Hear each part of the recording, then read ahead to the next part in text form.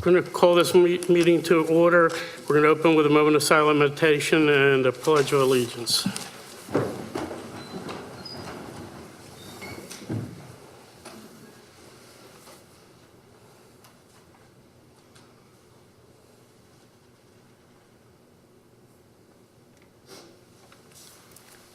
I pledge allegiance to the flag of the United States of America and to the republic for which it stands, one nation, under God, indivisible, with liberty and justice for all.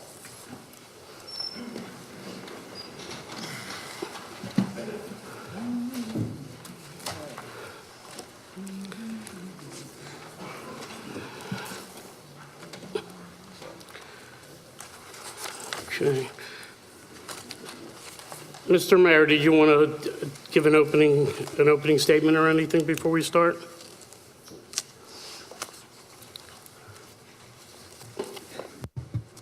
Yeah, I have my budget message, Mr. President, if I'd like to read into the record.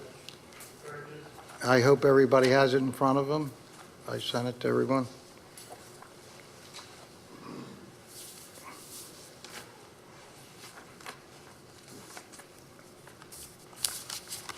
Okay. Pursuant to Section 2-24 of the Code of the Bensalem Township of Bensalem, on November 9, 2018, I submitted to you my proposed 2019 budget message. I now submit to you accompanying my budget message for my 2019 municipal budget. Much has changed in Bensalem from the days when I worked alongside my father on our family farm on Byberry Road. Today, we are one of the 10th largest communities in all of Pennsylvania, with over 60,000 people residing within 21 square miles of our township. We have a police force of over 100 officers, an infrastructure of over 144 miles of roads, and over 1,300 acres of open space, parks, and playgrounds. In the quarter century, it has been my privilege to serve as mayor of Bensalem Township. Our community has been nationally recognized as one of the 50 best places to live in America and as one of the 100 best places to raise our young children. Bensalem enjoys a quality of life that is the envy of every community around us. It is what I have always strived for. It is what all of the residents of Bensalem deserve. I am proud to begin this year's budget message, as I did last year, by advising that we have successfully weathered the economic challenges of recent years.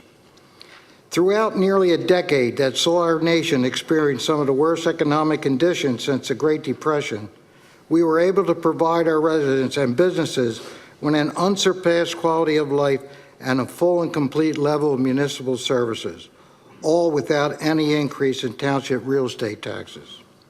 I have reminded you many times in the past that I will never shy away from making tough and sometimes unpopular decisions, especially when those decisions are made for the betterment of the township. Today, as a result of the fiscally responsible decisions and policies of my administration, the township's fiscal position is strong and stable. We have been able to achieve and maintain both the short and long-term financial stability necessary to maintain and improve our already strong credit rating of capital A, small a2.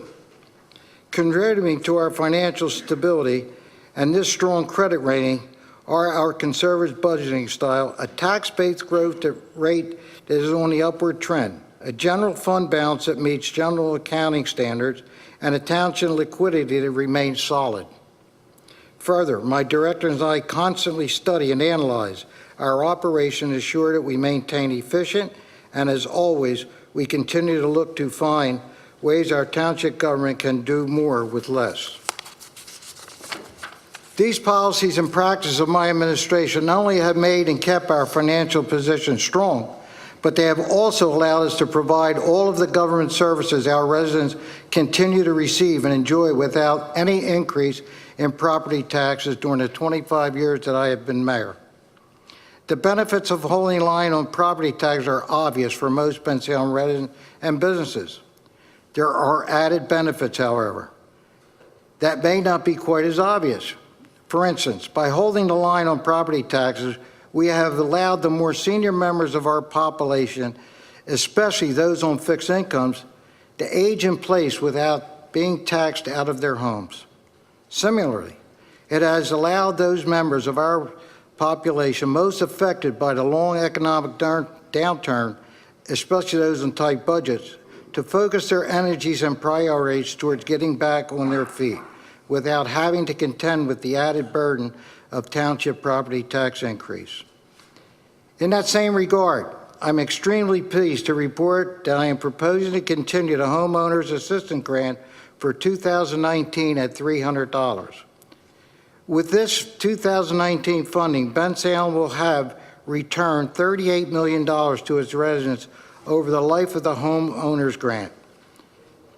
I fought in Harrisburg alongside Senator Thomas and Representative Gene DiGirolamo for the inclusion of casino host fees in the state gaming laws, and I am proud that Bensalem remains the only community in Pennsylvania that provides any casino host fee monies directly to its residents.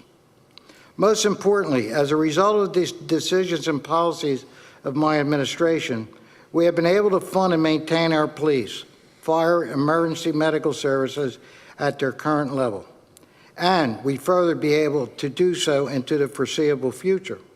Our police department is nationally accredited and the finest in the Commonwealth. Our officers are among the best equipped, most highly trained law enforcement personnel at any level of government in this nation. The service they provide to the community is the foundation of our success in making and keeping Bensalem a desirable place to live and work. I have pledged to the people of this community that our public safety will always be my top priority and that we cannot, I will not, allow anyone to play politics when it comes to keeping the people of Bensalem safe in their homes, on our streets, and in our businesses. While we have accomplished much during my time as your mayor, make no mistake that we still have many goals to attain.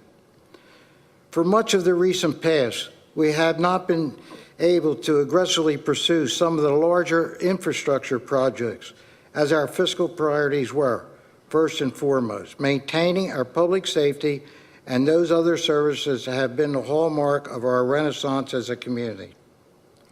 Whenever immediate infrastructure needs were addressed, it would typically result in borrowing by the township to fund these initiatives, as in the case of our previous road programs and our recently completed township-wide LED streetlight replacement program.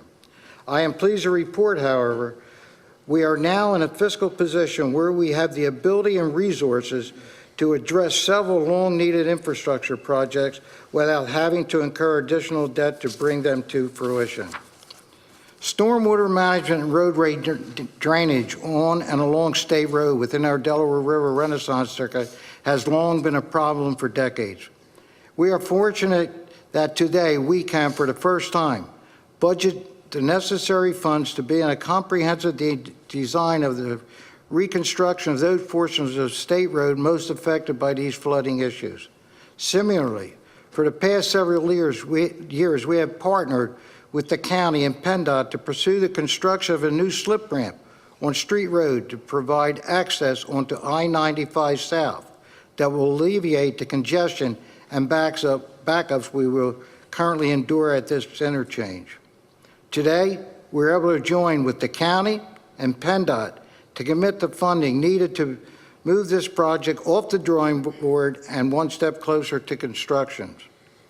Thanks to our current fiscal position, this past year, we're able to begin construction for the first phase of the Ogden Avenue Cornwall Stormwater Water and Basin Project after years of planning and design.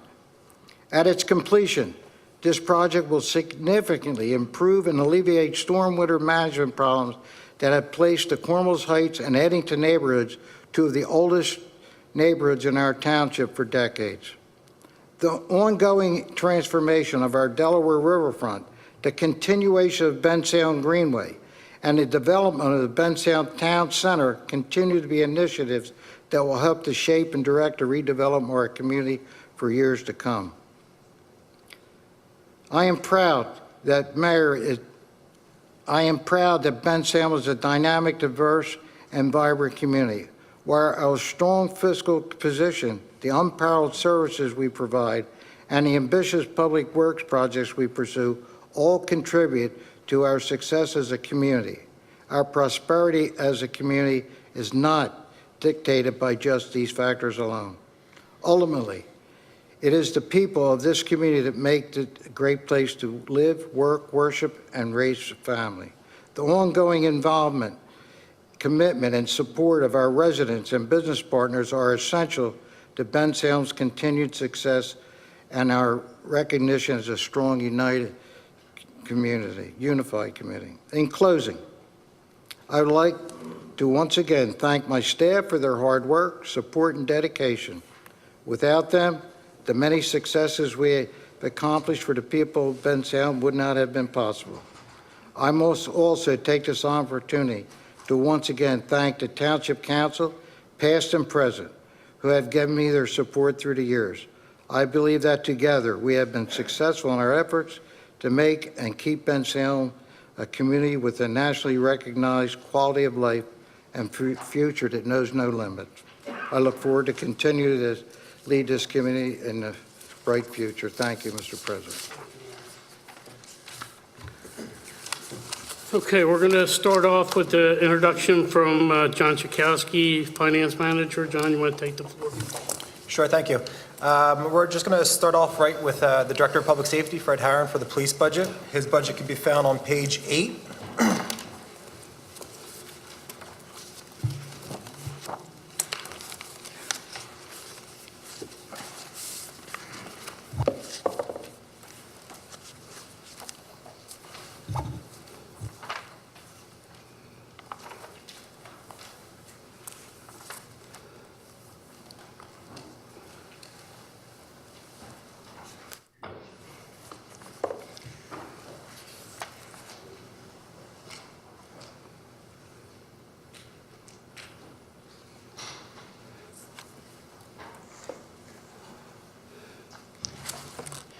Mr. President, council members, mayor, guest citizens, officers, community members, thank you for giving me this opportunity to make a quick overview of the police department's current status, some of the things we've been working on in 2018, and some of the things we'll be working on in 2019, and kind of where law enforcement is going to be going within Bensalem Township. For those of you that don't know, the breakdown of the police department is about 102 people right now. We have a director of public safety, a deputy director of public safety, 6 lieutenants, 10 sergeants, 8 corporals, 15 detectives, and 61 officers that are within Bensalem Township. We have a very comprehensive organizational chart. One of the keys to our success is that we don't have more than 5 to 7 people answering to one person. Federal guidelines for supervision is that no one should be having more than 5 to 7 people under them.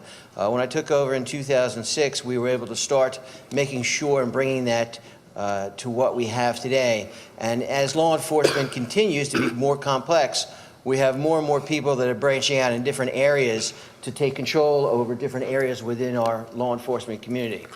Did a little comparison of police departments in our area, police departments that were similar by size, similar by population. You can see Bensalem Township at 102, Lower Marion with 130, Bristol Township with 61, Lancaster with 139, Abington with 91, Gloucester, New Jersey with 133, Cherry Hill 135, and Upper Darby at 121.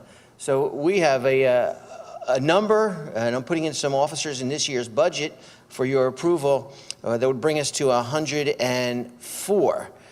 But our number is considerably lower than those of equal size to us with population and square mileage. You can see from this chart that basically crime has been going down while our car stops and arrests have been going up. And that's really, I'll get more into it in a few minutes, but that's really what you want in your police department. For continuation of crime to be reduced and the officers to be more aggressive and more involved with stopping cars, finding criminals, getting bad guys coming through our township and getting them off the street, thereby our arrests also increasing over the years. look at some statistics. We've been using 2009 is before we start some of our new initiatives. But you could see from 2009 to 2017, a 19% increase in calls for service. Those are calls that a 911 dispatch that police officers must respond to. Our incident reports, calls that we're taking reports on, they have increased 56% from 2009 to 2017. Total arrests increasing 34%. Traffic stops increasing 88%. So we have increases all across, and these aren't bad increases. These are increases of calls for service. We encourage the people, the citizens to call us, the people that are in our town to call us whenever they need any type of service. Our incident reports are increasing, and of course the officers' productivity is increasing with 88% on traffic stops and 34% increase in arrests. One of the biggest problems we're facing, not only in the United States, but in the Commonwealth of Pennsylvania, in Bucks County, as certainly that hits here, is the increase in narcotics. We've had a 130% increase in narcotics arrests from 2009 to 2017, and we're on target in 2018 to surpass those numbers of 2017. Drugs continue to be one of our major barriers. 80% of our crime is drug-related. People break into houses, people rob stores, people steal from stores, people break into your cars, not to pay their PICO bill, but to support their drug habit. So narcotics arrests will continue to increase, and our narcotics calls for service continue to increase. Overdoses from 2009 to 2017 have increased 517%. Our fatal overdoses have increased 900% over the years.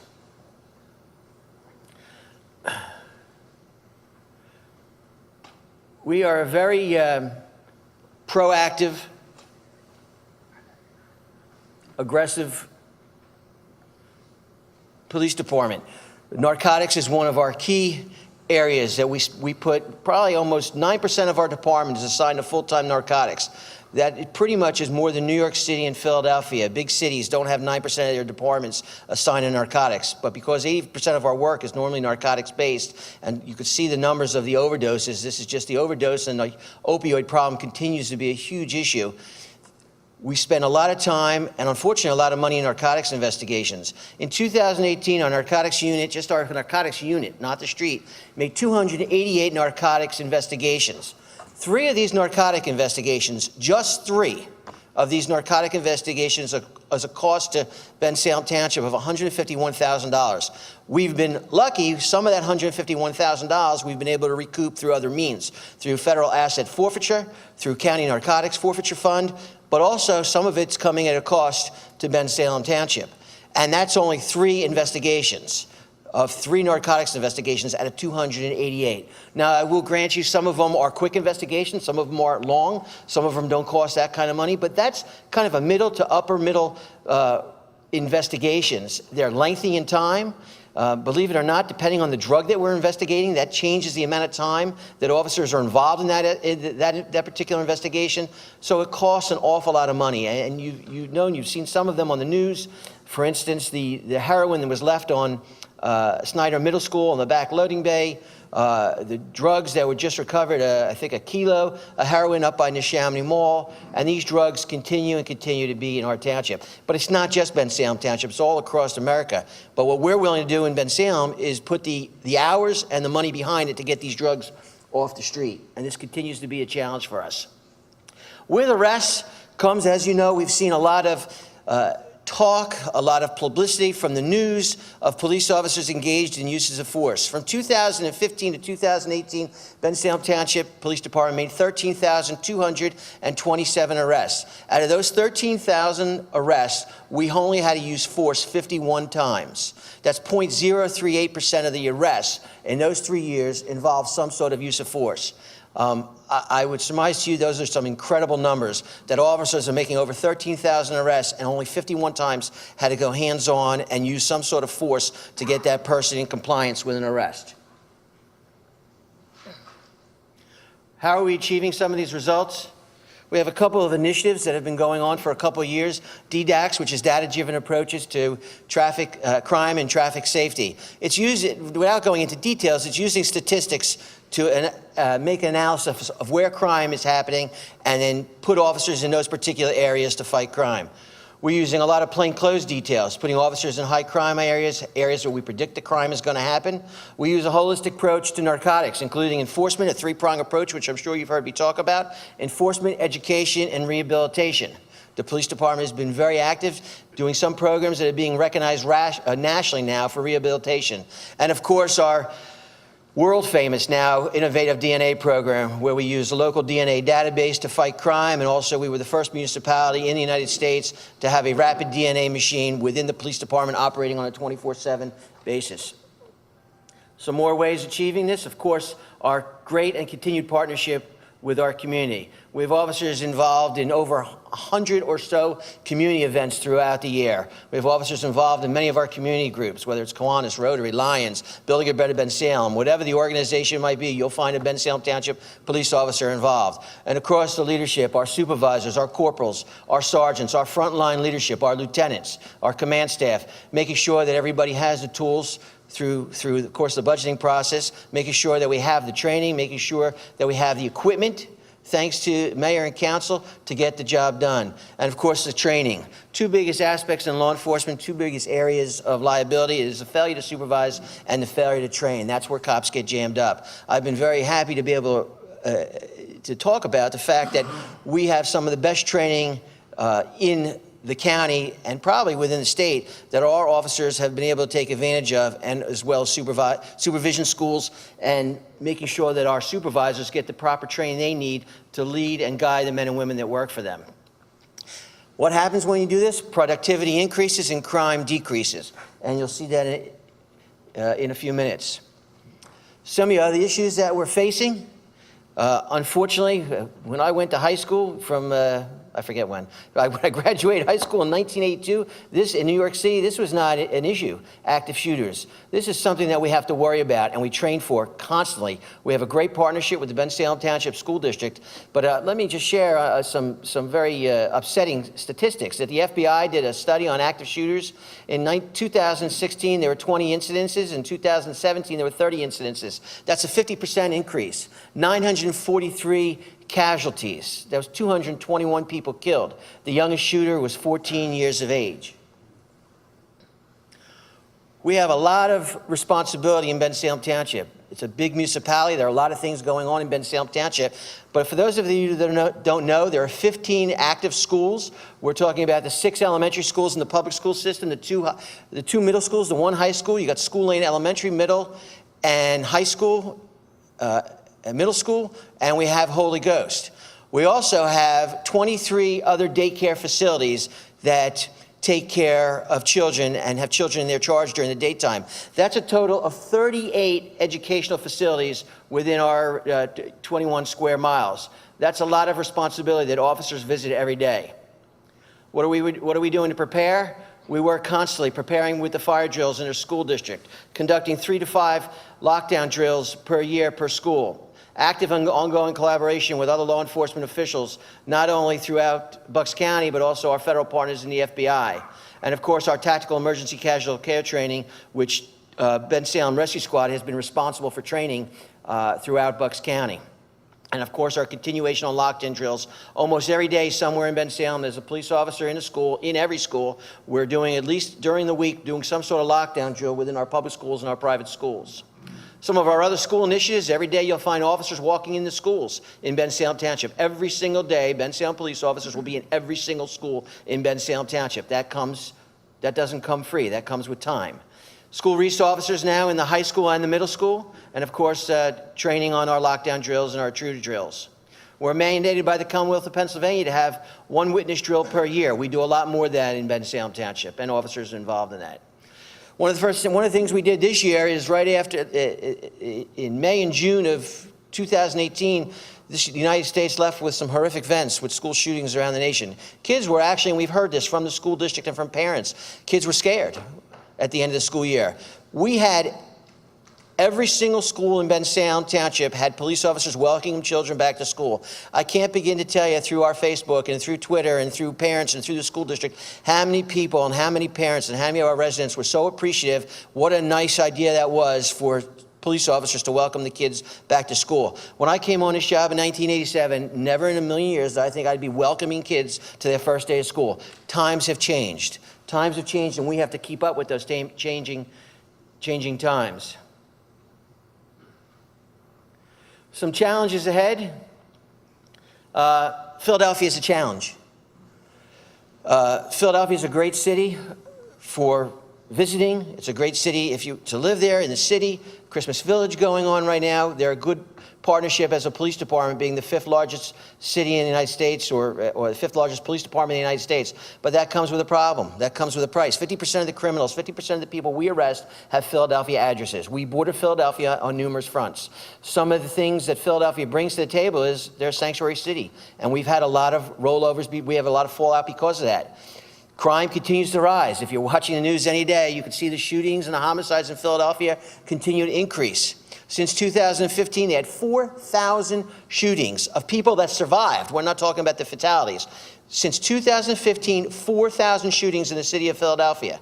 When people commit homicides in Philadelphia, the first place the U.S. Marshals come to look for is up on our Route 1 corridor, some of those motels, for people hiding out, getting out of the city. Police officers, I forget which mayor it was in Philadelphia, but the police contract allowed the police officers to leave the city, and the police officers did. They left Philadelphia for a variety of reasons, maybe crime, maybe better education for their children, so they left Philadelphia.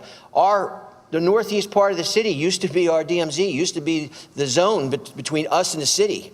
And that's not happening anymore. Crime is moving further up into the northeast, right on the Bensalem borders, and we have to hold that line. The decriminalization of marijuana. We talked about that when I was here last month or a couple of weeks ago giving out awards. We talked about how most of those drug arrests started with the possession of marijuana. And also one of the problems that we're facing is Philadelphia has has the purest heroin in the United States is right here in Philadelphia that we border. The purest heroin in the United States is in the city of Philadelphia. Some of the other challenges ahead, when I came on in 1987, if we spent more than 10 minutes or 15 minutes on a call, my supervisor was yelling at me to clear that call and go to the next one. Don't be in someone's house for 10, 15 minutes. Now, the average officer's length of time on a call is a minimum of 45 minutes, depending on the call. Why? Because there's so much more follow-up. We become mental health counselors, drug addiction counselors, family counselors. The families are getting more complex. There's more single families in our municipality. These are the things we're challenged with. 50% of the hotel rooms in Bucks County are in Bensalem Township. 42% of our population live in apartment complexes or transient. These are some of the challenges we're faced with in Bensalem Township. Active shooters. I talked about schools. There's 38. There's 28 houses of worship. We see what happened last month in Pittsburgh. These are the things we have to prepare for in our municipality. The last thing I want to do is something happen and we could have done something to prevent it or respond better. 28 houses of worship in Bensalem Township and 38 learning or daycare facilities. Of course, the technology continues to change. We try to stay ahead of it. You know, whatever you buy, a TV you buy at Christmas time this year will be outdated in 6 months. The same thing happens in law enforcement technology. And training and liability. Our society is more litigious than ever. We have to stay on top of that and make sure the officers get the best training possible. That training comes with a cost. I can't take officers off the street necessarily to go to training because who's going to respond to the 911 calls that are coming in? And of course, the media and the perception. About 8 weeks ago or 6 weeks ago in Bensalem Township, one of our patrol officers was down on the Bensalem Boulevard and between New Falls Road and Gibson Road in that strip center there for a 911 call. I think somebody, a disorderly person. The officer went in to question the individual. An arrest ensued. The individual began to fight with the police officer. 3 people came out of Tony's Pizza. Instead of to help the officer, they started videotaping the officer. That's what's happening. That has carried over because of the media and the perception. Just last week in the Chamonix Valley, one of our officers was fighting with a burglar. And you may have seen, I don't know if the helicopter was out for that or not. I know we had our drone out, and officers responded, and we got him into custody after 2-hour search with our canine team was deployed and got him into custody. And he had other warrants out for his arrest. This was a criminal. This was a bad guy walking the streets of the Chamonix Valley. So we have to do this plus the 67,000 calls for service that we had last year. So 67,000 calls for service.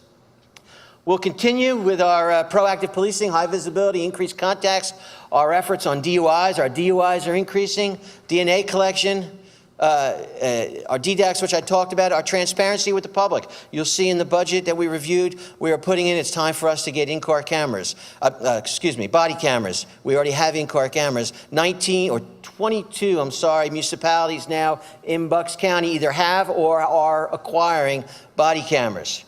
We're utilizing the latest technology, Axon cloud-based services to store our data from the in-car from the body cameras. We didn't jump on board in the beginning because the cost was so prohibitive. It now is much more affordable. Different software, the Beast for physical evidence management. Our evidence is our backbone of the police department to make sure that the evidence goes from the street to court. So now we're better track that better. Public porthole for uploading cell phone and photos from crimes. Our rapid DNA, our crime watch, our guardian employee accountability, and just what we went live with about 2 weeks ago, Cody Cobra, where we now can communicate with our records management system with police officers in Montgomery County, Bucks County, Berks County, and another county, I can't remember the fourth county, that we're able to share our information. So people that move from one county to the other don't get a clean slate every time they move into a new county. We have now access to that information. That just went live a couple weeks ago. So I went through things pretty quickly. I was trying to stay to 15 minutes. And this is where we are, where we're going. The future of policing continues to be interesting and challenging. But there's no doubt in my mind that with your continued support, the fine men and women that are employed in Bensalem Township will continue to have our crime decrease. Thank you very much.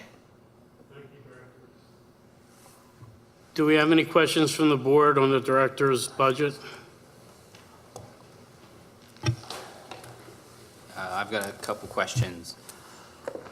Thank you for the presentation, Director, and thank you for taking the time, as well as all the directors last week, to meet with us. We had an opportunity to go through the budget in detail, go through the minutia in a line-by-line fashion, and I do really appreciate that. It was very helpful. You're welcome. I'm very happy to see that the department is investing in body cameras. It was one of your officers that told me that his opinion was that it makes good cops better cops, and it makes bad cops want to go do something else. So I'm happy to see that in there. I just had one or two questions. Comparing this proposed budget to last year's proposed budget, which was passed, operating expenses look to be pretty much the same. There's a slight increase. Some things went up, some things went down. It seemed to make sense, and we talked about those, adding 2 new officers, changing the phone systems, that kind of thing. But there's about a $1 million increase in salaries and benefits, and I'm curious, is that contractual? So any increase in salaries or benefits are going to be contractual. Obviously, Okay. you have the new officers in the budget, Right. with the benefits and everything associated with that. But everything in that part of the budget is contractual. Okay.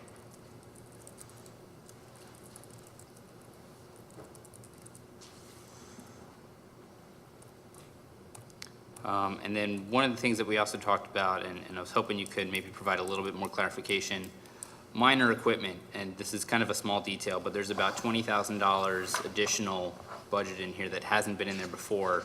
$10,000 noted to various electronic items to be purchased or replaced, and $10,000 noted for unexpected other major item replacements.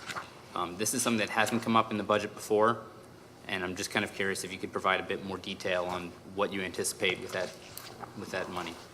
Sure. So, with the exception of last year's budget, we had budgeted things in major equipment, and the last year we split it out and put it where it really, in breaking it out even further, because major equipment has to be a piece of equipment $5,000 or more, and we don't often buy that. But as I explained to you last week or whenever, Right. there is probably 100 pieces of electronic equipment that we have.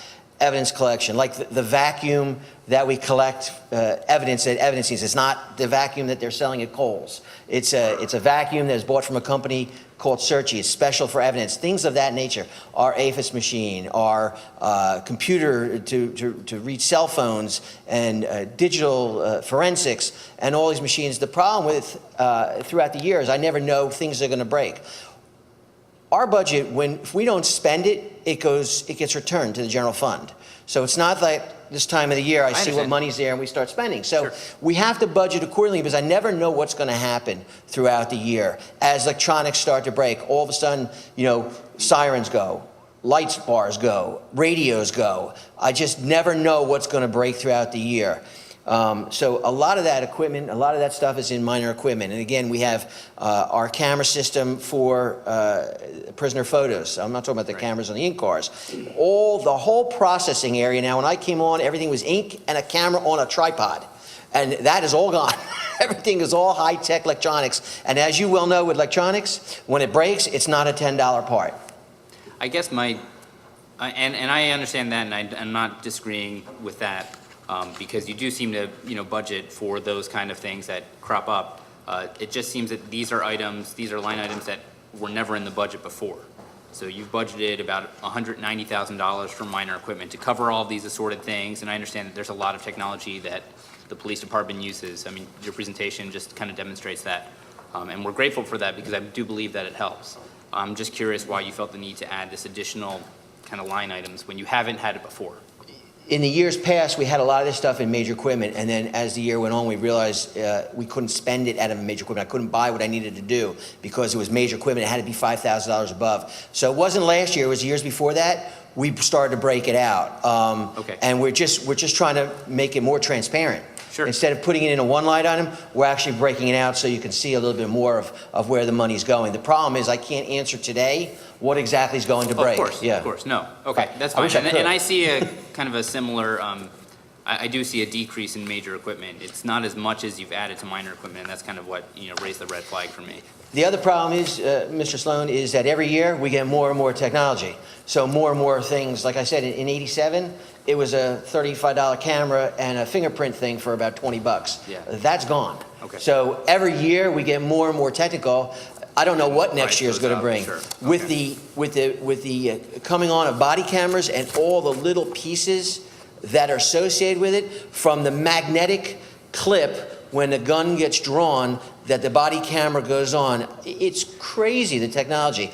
If that little metal clip breaks, I don't have to replace the whole holster. I might just have to replace that clip. Right. And I don't know, whatever price is today is not necessarily the price that's going to be next year. Okay. Thank you very much. That's all. Oh, the that's a questions good I have. question. Thank you. I have a question, Fred. It's minor in nature, but it's on page 8. It has the salaries, and it has salaries educational contract. It's from $119,000 to $147,000. First of all, what does that mean? Contract, salaries, contract, and what's the increase? So for education, in last year's police contract, the police officers got an increase in their educational incentive. Some municipalities, for instance, like the school district, if you go back to school, the school district pays for your education.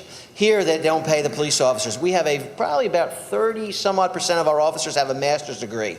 They have to pay for that out of pocket. The only thing they get for getting a master's degree or a bachelor's degree, and the majority of officers have a minimum of a bachelor's degree, is they get an educational incentive for taking that incentive and that initiative to better yourself and get yourself more educated. So in last year's contract, the officers, the union was able to negotiate, so that's a contractual number.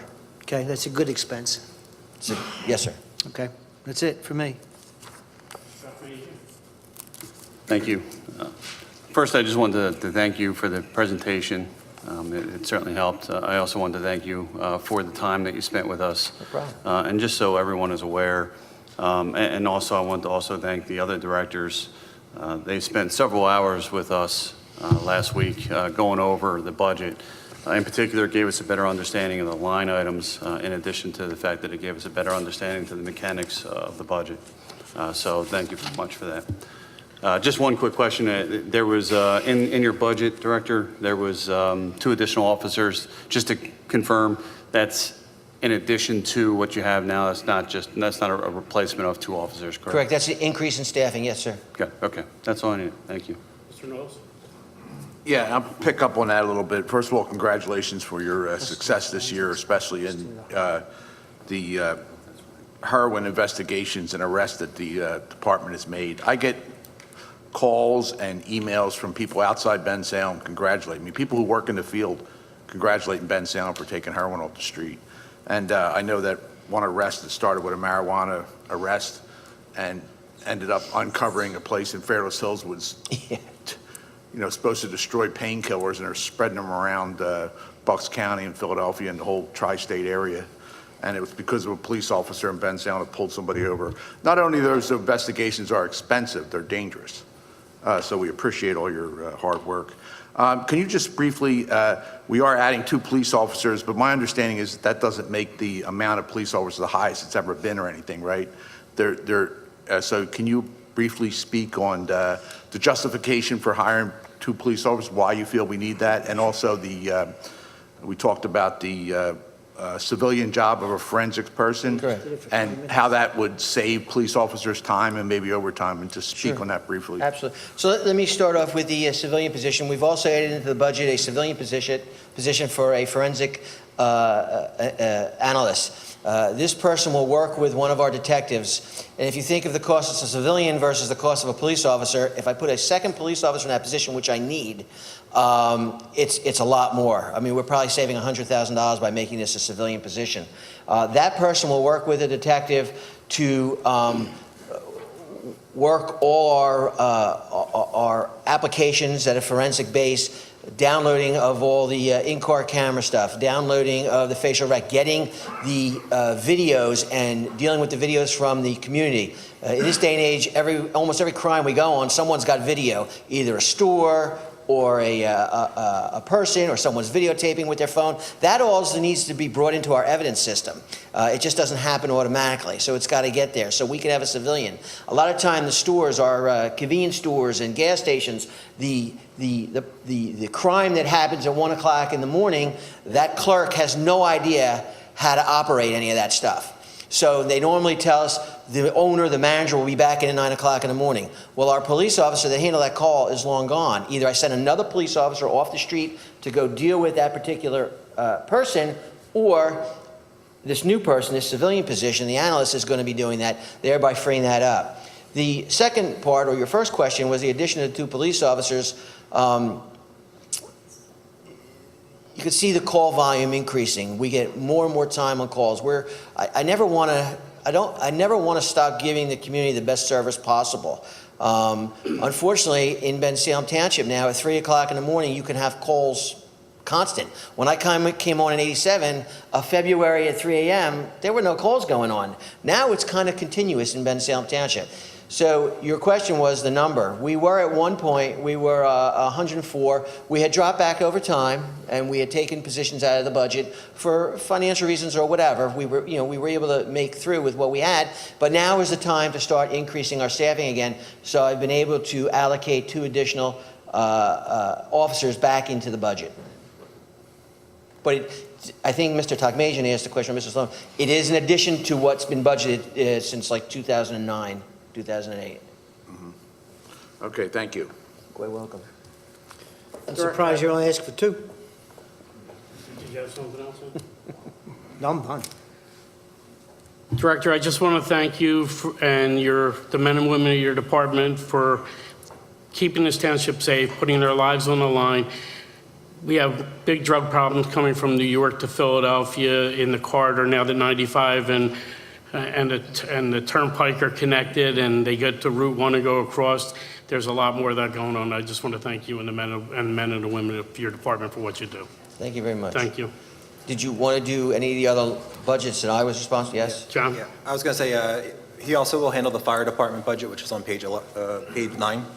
And the fire department staffing, it will remain the same as it has in 2018. You're speaking of 222 right there. Yes, the paid. The paid fire department, as you know, operates Monday through Friday from 7 a.m. to 5 p.m. But just for a reminder, how many are there? It stays the same, but what? We have budgeted 3 part-timers and 7 full-timers. We're down 1 part-timer, we're down 1 full-timer. We have a part-time clerk and a full-time clerk.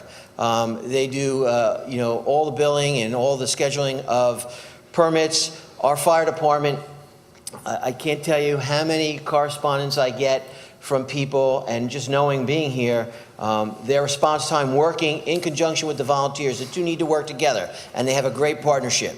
Working with the volunteers, because the volunteers can't do it by themselves, and the paid guys can't do it by themselves, but working together with our volunteers, they're able to kick the fire down quickly. Fire doubles in size every 45 seconds, I believe it is. And the way the county dispatches, they wait 4 minutes before they dispatch the next fire company. Our fire department is on the street and dispatched and to these fires during the daytime in sometimes under 2 minutes, knocking fires down. We just had the fire, a significant fire at Salem Harbor. There was just another fire in Eddington, Cornwalls Avenue, I believe.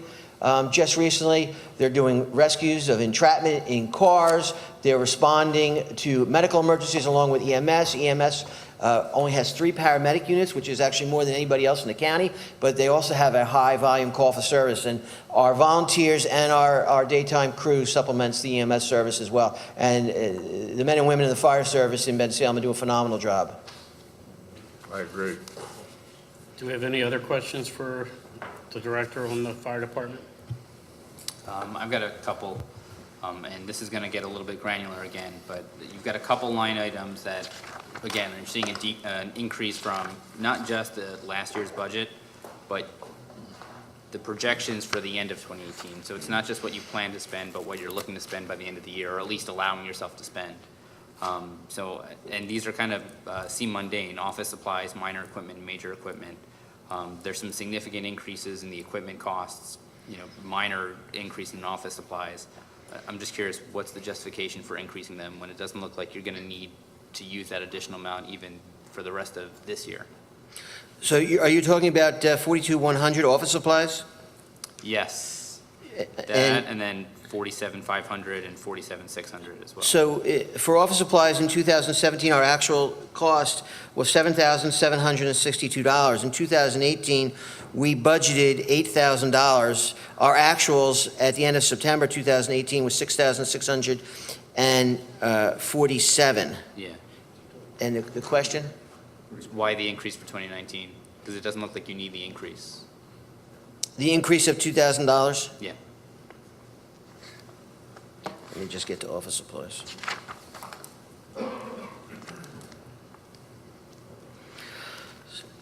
Over the years, when we're doing a lot of it's fire prevention material, they hit all the schools.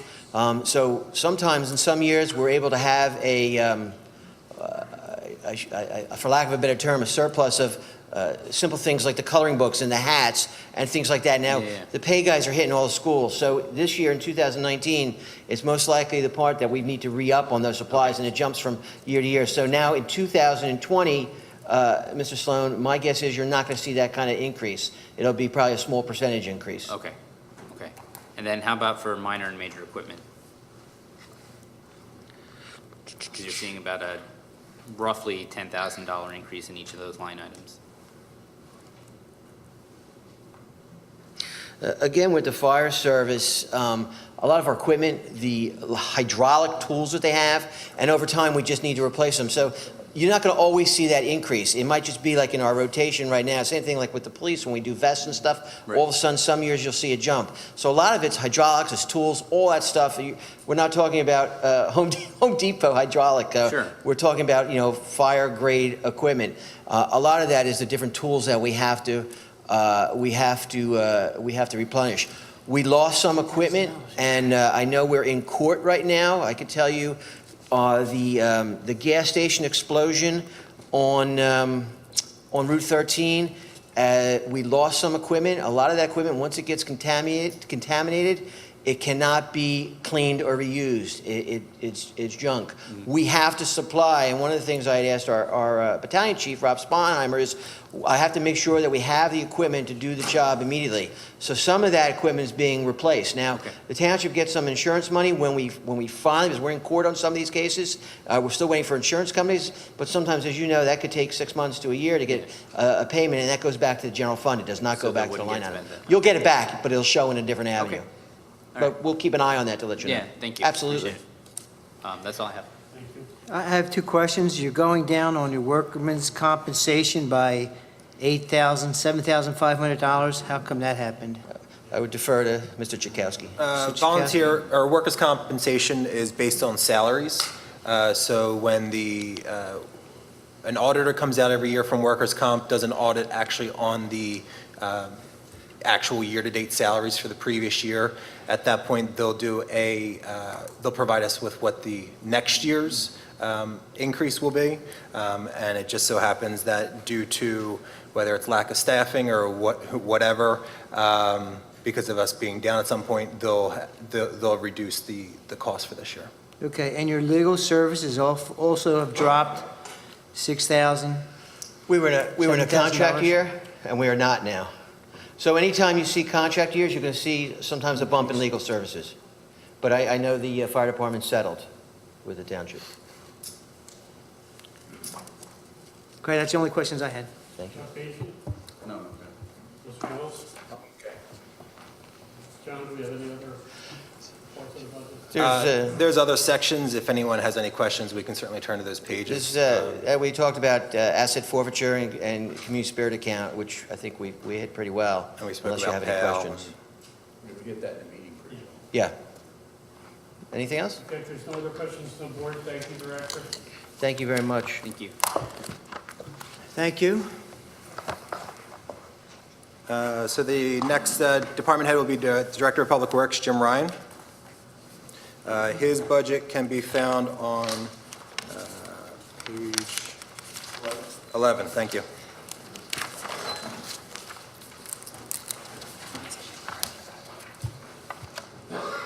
Good evening. I'll be happy to answer any questions you have on my proposed budget. No slide presentation? Low budget in public works, sir.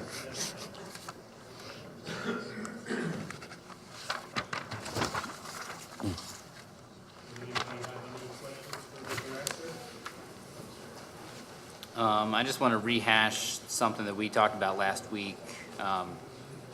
There was in the police budget a line item about fuel costs, and there was a comment in there about that including something from Public Works, but that was just one maintenance truck, correct? One maintenance truck, One that's maintenance correct. truck. And everything else is covered under this budget, under your vehicle fuel costs? Yes, Okay, both gasoline and diesel. right, okay. And Jim, we had asked, No, go ahead, Joe. sorry. I had asked about this because I checked it on my thing here, but I forget I can't recall the answer to it, it was a 2 or 3 hour meeting, but hydrant services, 282,700. You must have given me an answer on that, but it looks like it was the actual only came to 170, even though you had budgeted 282, and now you're budgeting 282 again.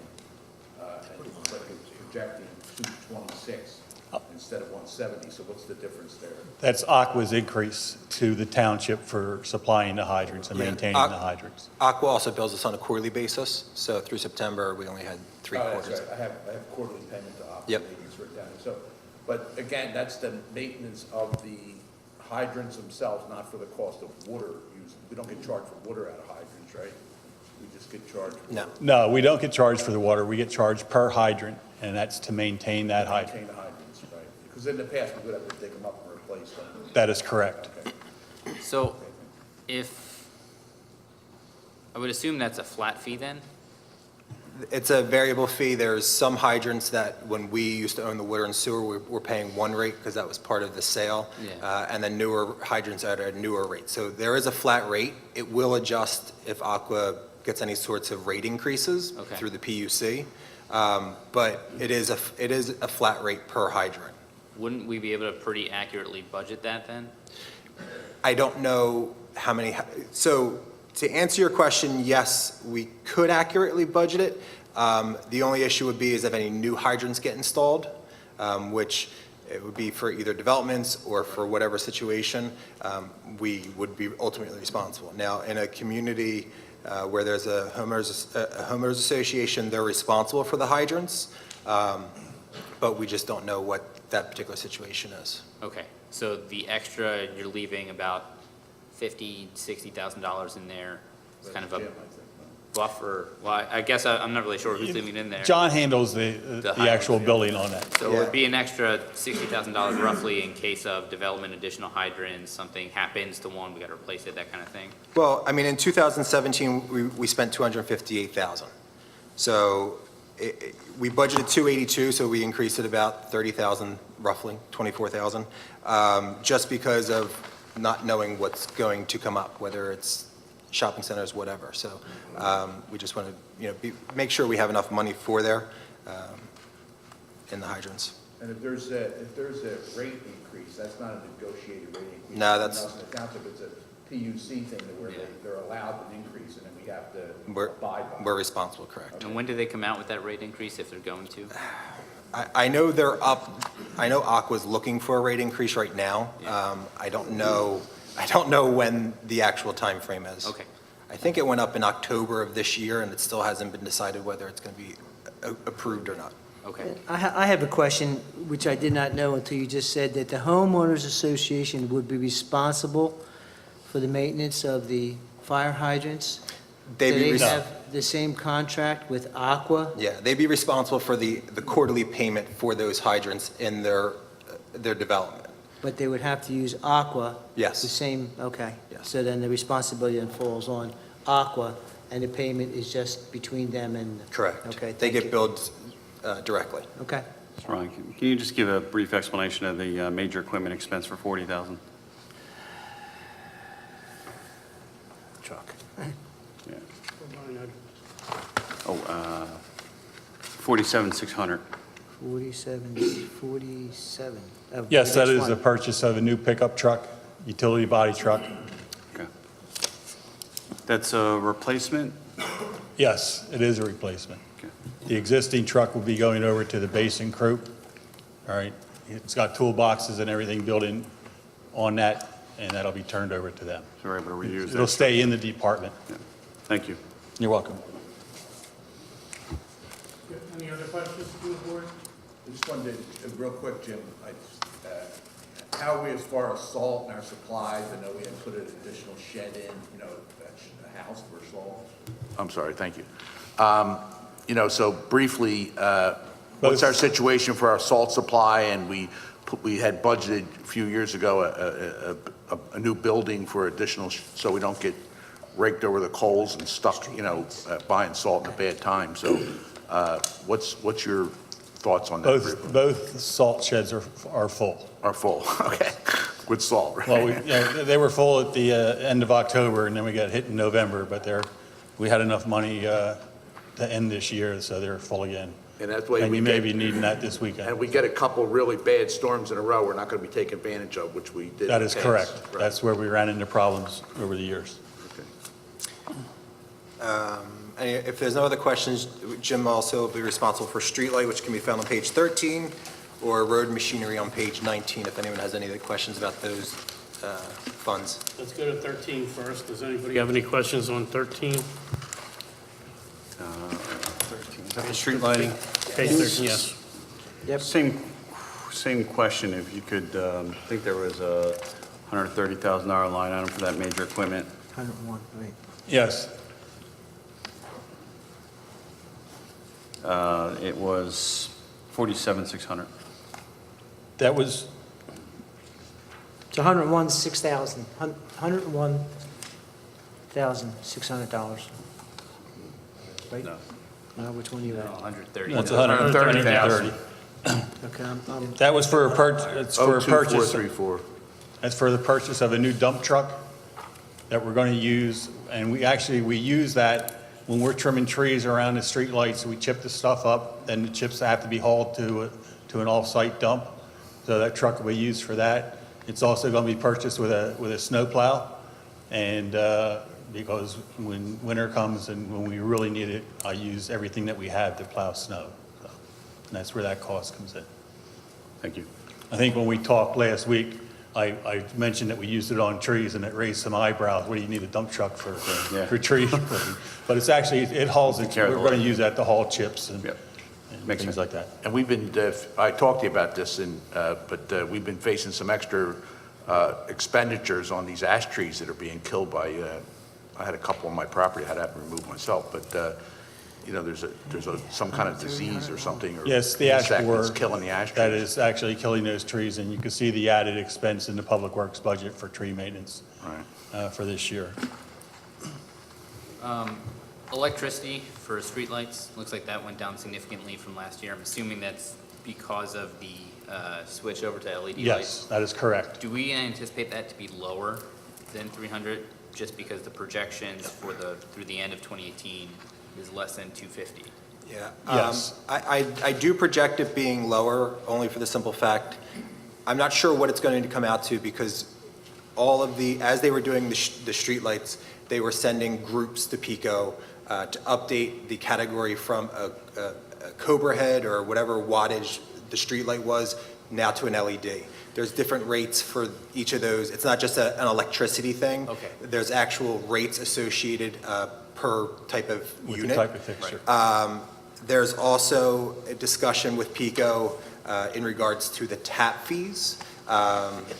So one streetlight to a traffic signal pole, there's a tap to it, there's one particular charge for it. However, in the residential areas where there's multiple lines, they can be daisy chained together, so it'd be one tap. So there's a conversation right now with PICO as far as verifying how many taps we were being billed for, how many taps we're going to be billed for, and if we had adjusted any of our lighting throughout the thing. So I do project it, I do assume it's going to be less, but I'm not sure what that number is. Next year, we'll finish the project this year, hopefully.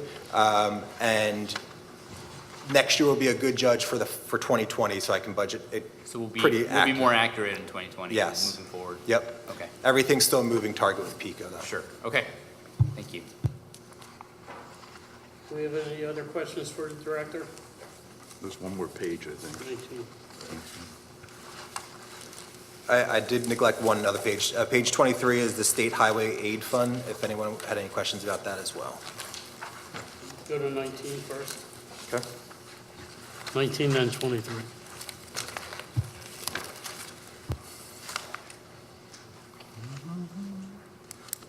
Director, can you reiterate what the major equipment purchases is for road machinery?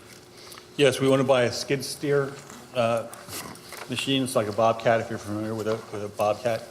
And we're going to get a milling machine head for that, so we can start doing some of our own blacktop work for repairs. It's not paving whole streets, but it's doing repair work where we actually jackhammer and hand pave right now. And So we'll this be is able to something- do more. More than like a pothole repair? This is Yes. more of like a major intersection repair kind of You'll thing? see a lot of, when you have a large area, instead of just filling individual potholes, we'll be able to take out a whole area, mill it out, and repave the whole area instead of having all those bumps all over the place. Okay. Do we have any other questions? No. Any questions from page 23, State Highway Aid Fund?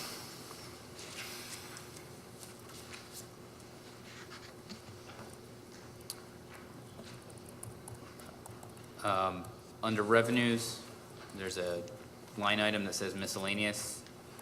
We've budgeted in the past $30,000, looks like pretty consistently.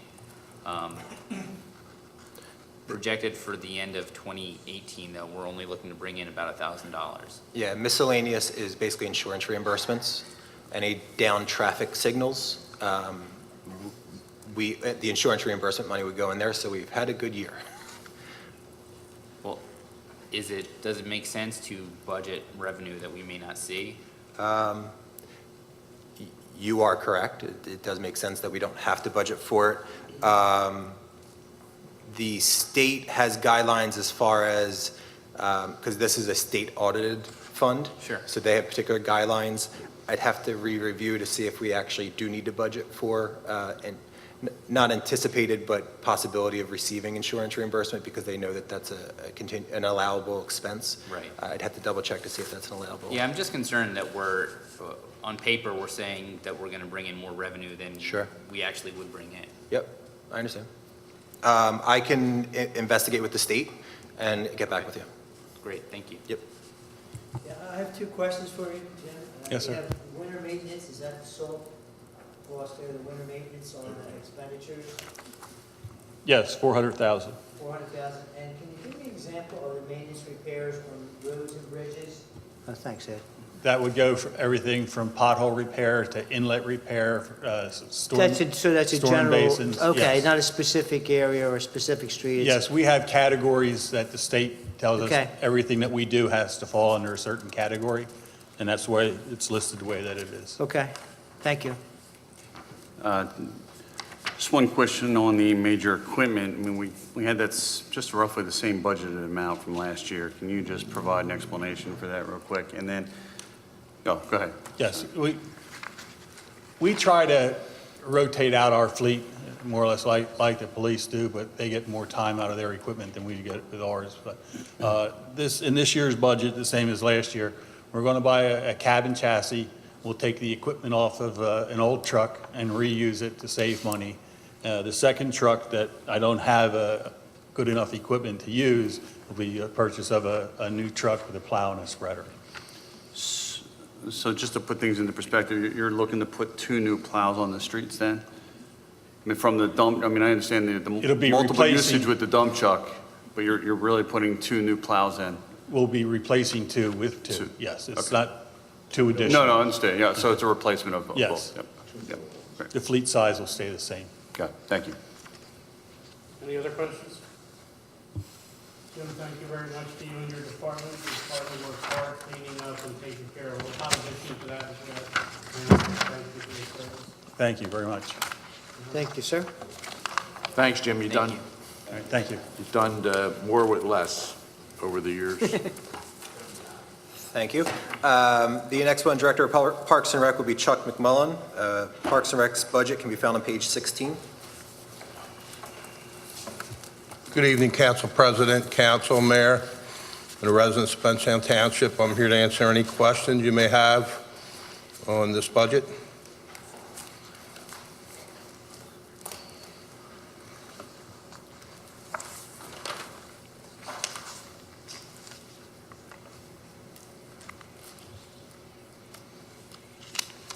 Do you have any questions from the board? I have at least one, and this might be for John. I know last week there was a typo. I just wanted to confirm that that was corrected.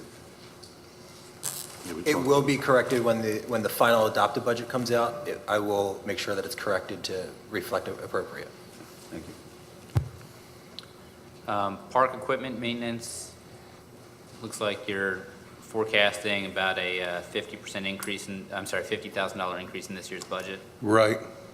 Yes, well, that's, right now, we have contracted out through CoStars the maintenance grass cutting of the community park and also the firefighters field.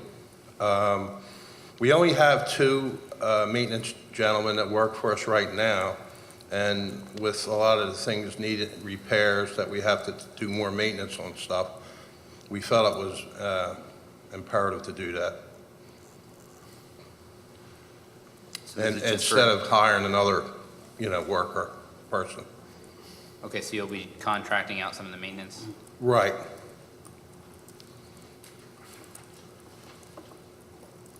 Jim, I had from my notes from talking to you in our meeting, that's township and amphitheater, basically area that you're responsible for cutting and maintaining? Correct. Yeah, okay, so that's. Yeah, that there's contracted out also. Right, okay.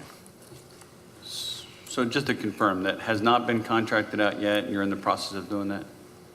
The community park? And Yes. No, they were this year. Okay. Yep. Are you planning on using the same outfit? Well, we'll go through their proposals and see where they're at, and see how the numbers are before we, would accept them. Okay, otherwise you would then look outside for additional bids? Absolutely. And my understanding is this is you have a very limited time to do this cutting and mowing because of the activities, fields being used and such, and so it would almost be impossible to even give our workers overtime to do it because Right. there would be no time to do it. Is You're that- exactly right, Ed. We had looked at that direction to go that way with overtime, but, there was no way of doing that. And also, when my 2 guys do it, they're spending 3.5 days. So that means there's no time for, and if you get rain, forget it, you know what I mean? Like this year was really bad, but we feel it's the best way to go to keep the quality up of our athletic fields and our, you know, our sports complexes and all. I think it's the best way to go, and it will save us money. We don't have to buy equipment. If you notice, the gas is down.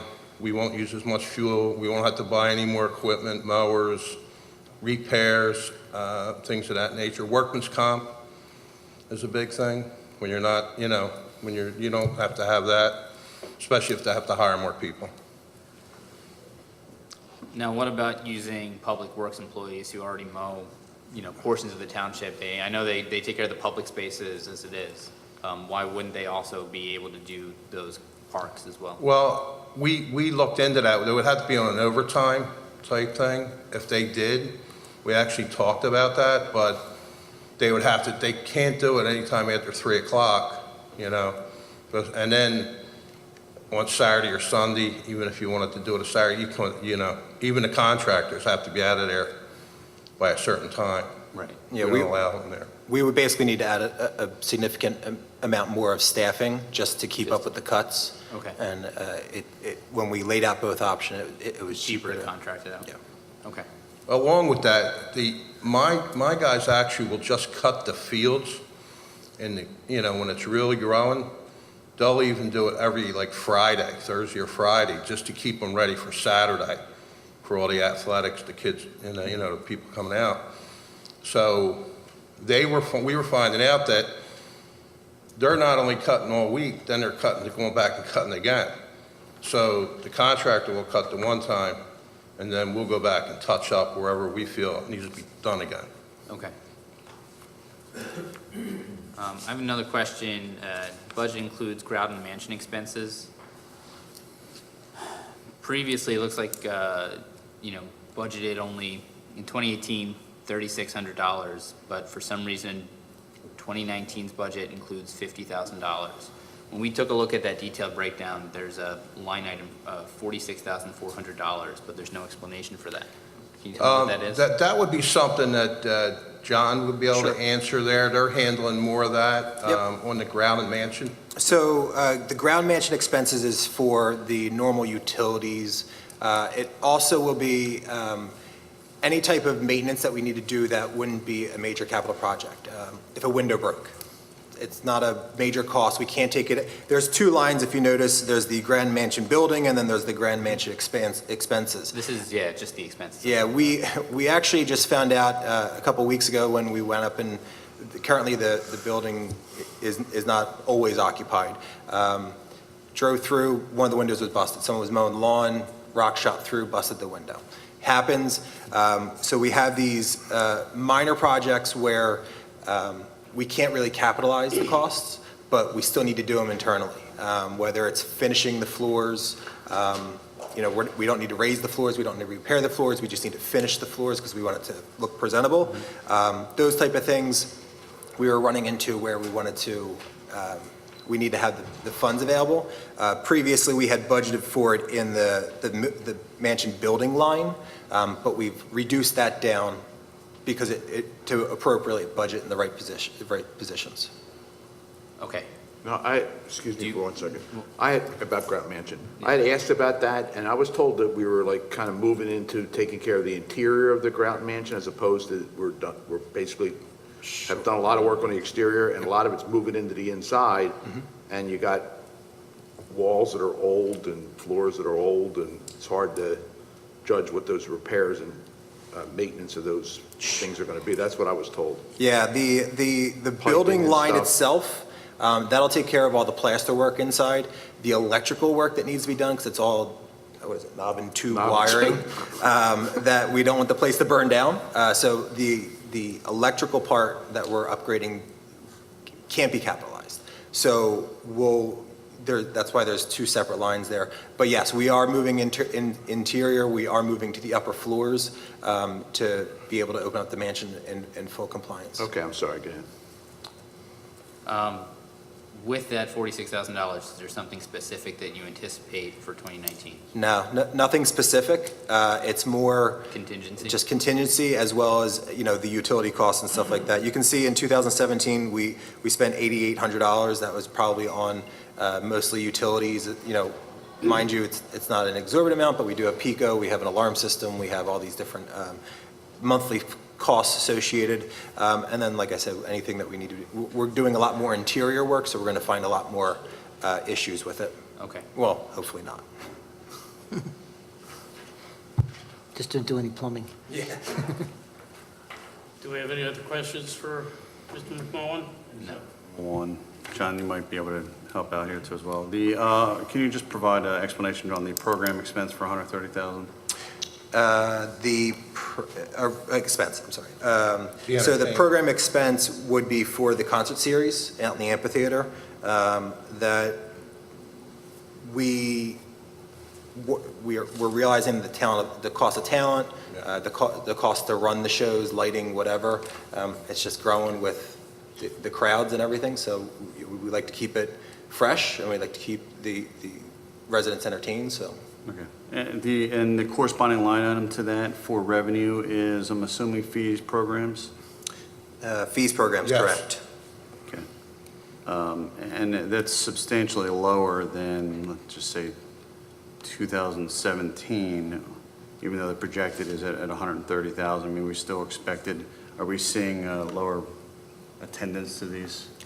You're talking the 259 versus the 200 that were... Well, the 178 actual. Oh, I'm sorry. in The expense, though. I thought you were up on the revenue. Yeah, I'm sorry, yeah, the expense line. No, it could be up at the 178. This year, we were able to complete the series around 130. There might be a few minor things still coming through. We might be a little bit higher than that, just to final out the cost. But we were able to contract with one promoter and get a couple bands, and you save more money that way, as opposed to going to different promoters and different bands. Thank you. Anything else? No. Thank you, Chuck. I want to thank council for the meeting we had. I thought it was very productive. And December 7th, we have the tree lighting here, okay? It'll be at 5 o'clock. It's the 9th. I'm sorry, December 9th. December 9th.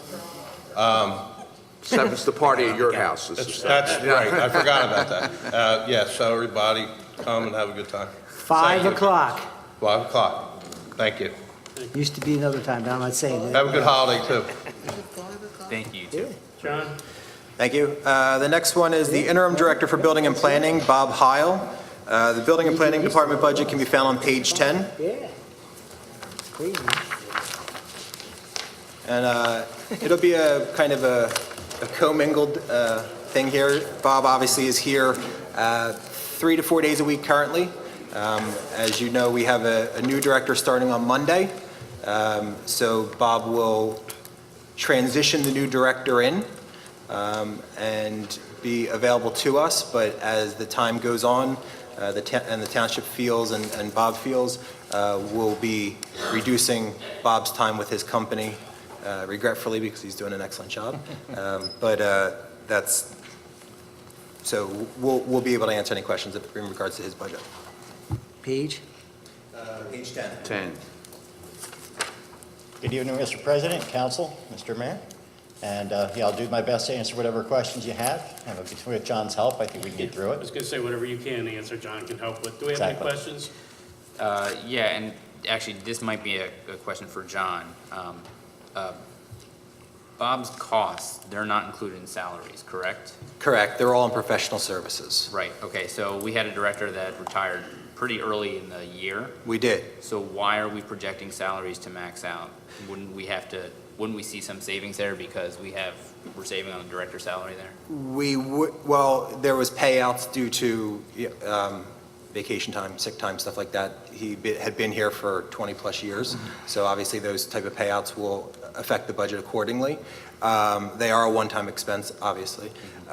So while we believe, and then there was also another individual within the department that had retired as well, our construction code official, so there was payouts for him as well. So I'm thinking we're going to be close to budget, if not a little bit under, but whatever, we will have overages in professional services because obviously we didn't have Bob budgeted for. Right, and that I saw that you're projecting to go over Yes. fairly significantly, and I'm assuming that's the cost of having him here with us. Correct, Okay. yep. We did, in the professional services line, we do use Bob's company to handle our 3-year apartment inspections, as well as we Common have, area. I'm sorry? Common area as well. Common areas as well, and then also the electrical inspector is an outside contractor as well.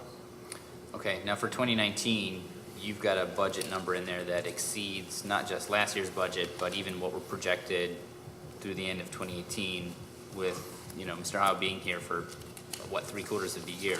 Correct. Why is that so high? And I know we talked about that, there's going to be some overlap between the new director and you staying on to make sure there's a good transition, but that still seems excessively high. Yeah, so when we did the budget back in August and September, we didn't know the status of a director. So I budgeted Bob for the entire year in the budget, just because I didn't know. It was the prudent thing to do, even though we had the salaries there as well. Obviously, like I said, Bob will be transitioned out.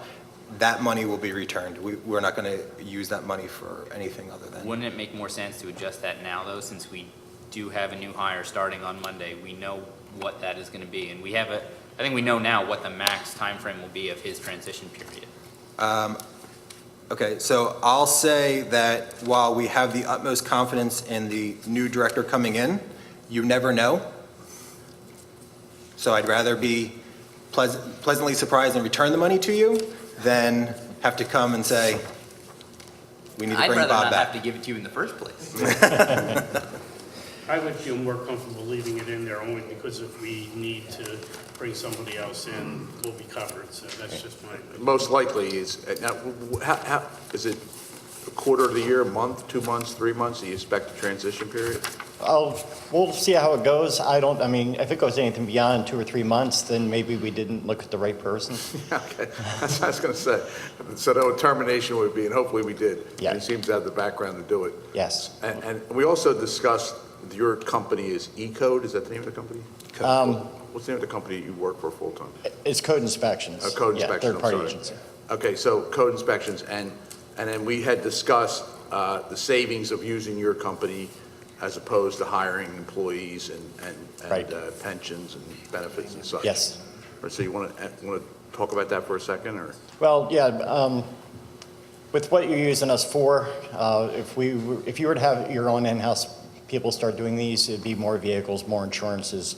So even though you do have us that you're paying, you are saving on some of your overhead costs for not having to go through that. Now, you do have in the budget, there's room for an inspector that was approved in the past for an additional code enforcement officer.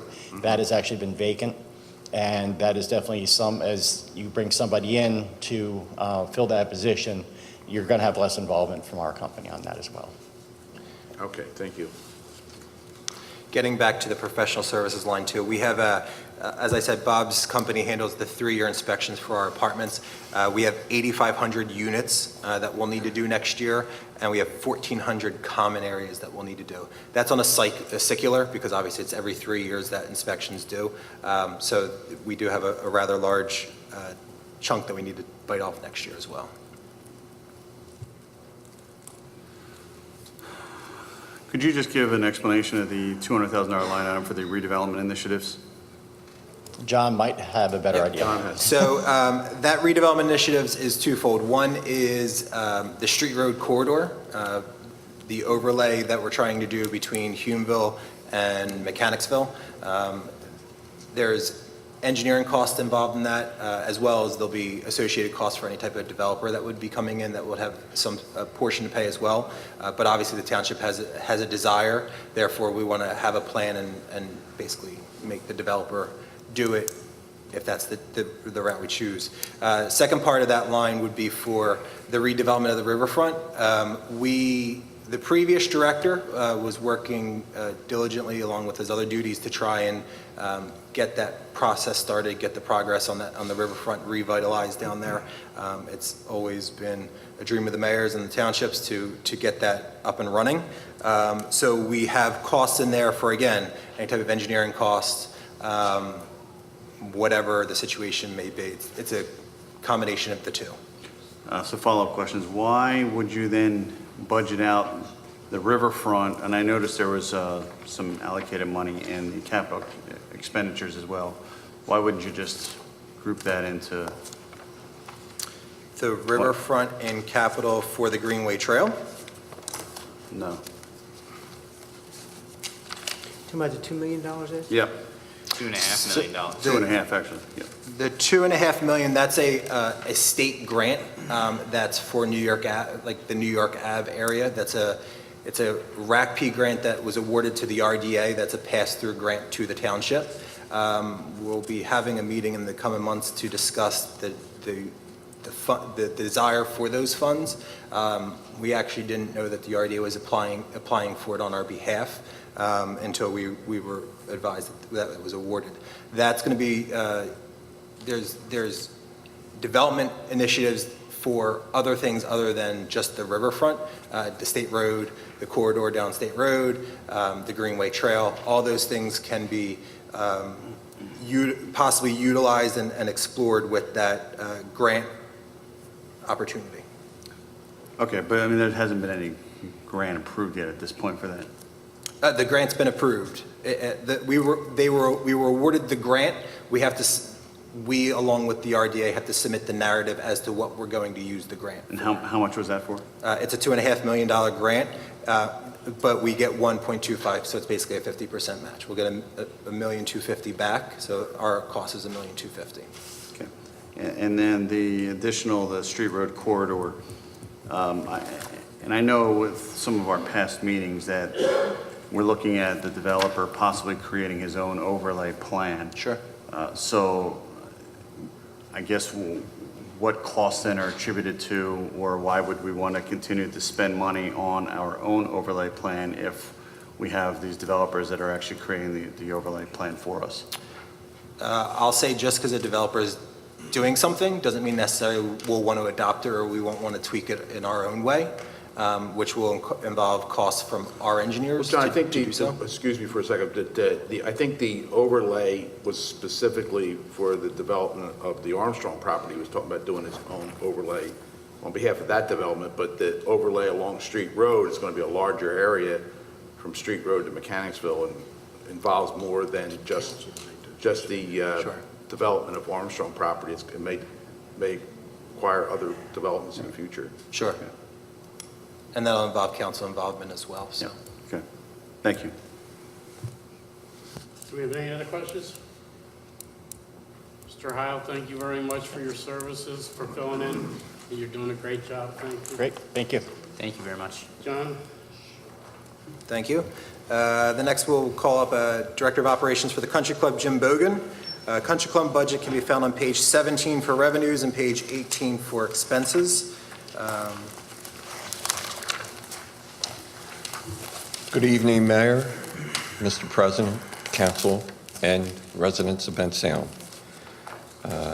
I'm here to answer any questions on our budget submitted for the Country Club for 2019. Let's start with page 17. Mr. Stone, you have anything?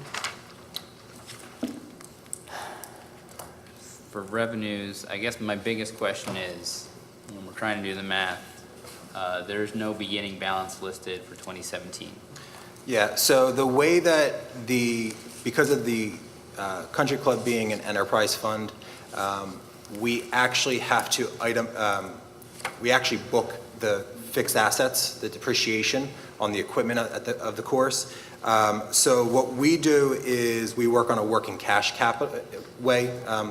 It's a little bit different of an approach I'm doing for this year, just because it was always confusing. I had to back out the depreciation and to give you guys accurate numbers. The working cash number is an audited number. You can find it within our financial statements. It's basically whatever we ended 2017 with. 2017, I would make our 2018 beginning balance, and I'm going to work the budget continually that way so that we know we have the actual cash money to do it, as opposed to a variance of a fund balance where the other funds are cash balance for fund balances, but they don't have those other issues. So moving forward, you'll have actual numbers in there? Yes. Okay.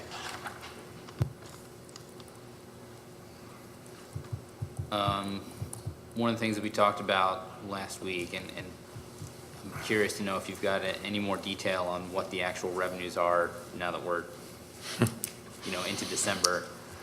There's some mighty high projections in here between September 30th and the end of the year. Correct. Are we going to meet those? Probably not. Okay. We're So, weather-driven, Jesse. understood that they're weather-driven.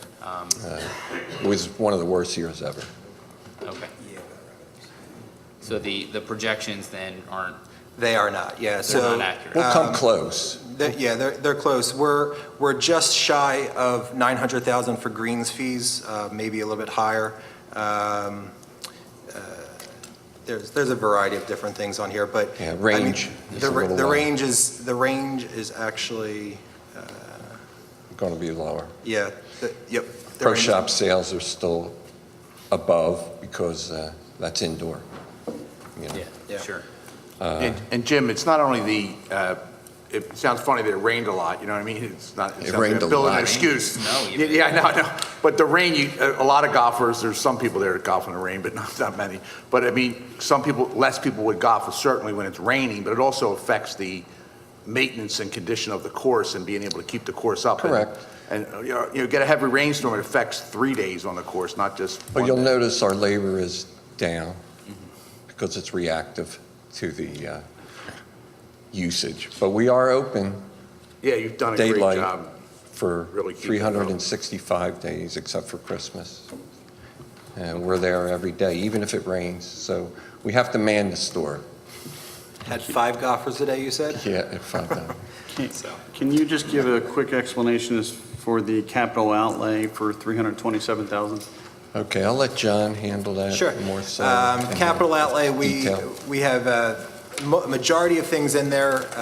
The cart leases are up next year, but we do have 8 months' worth of payments. We have 2 equipment leases for the maintenance equipment for the golf end, for lawnmowers, et cetera. We will have to do some more capital items in the banquet facility.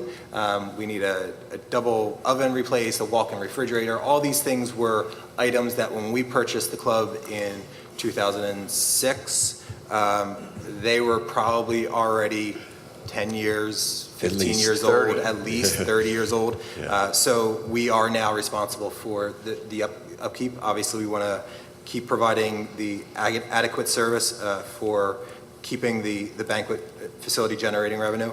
We do have a dance floor that needs to be replaced and carpeting. Definitely don't want to have any liabilities where anyone slips or falls or breaks or whatever on the floors.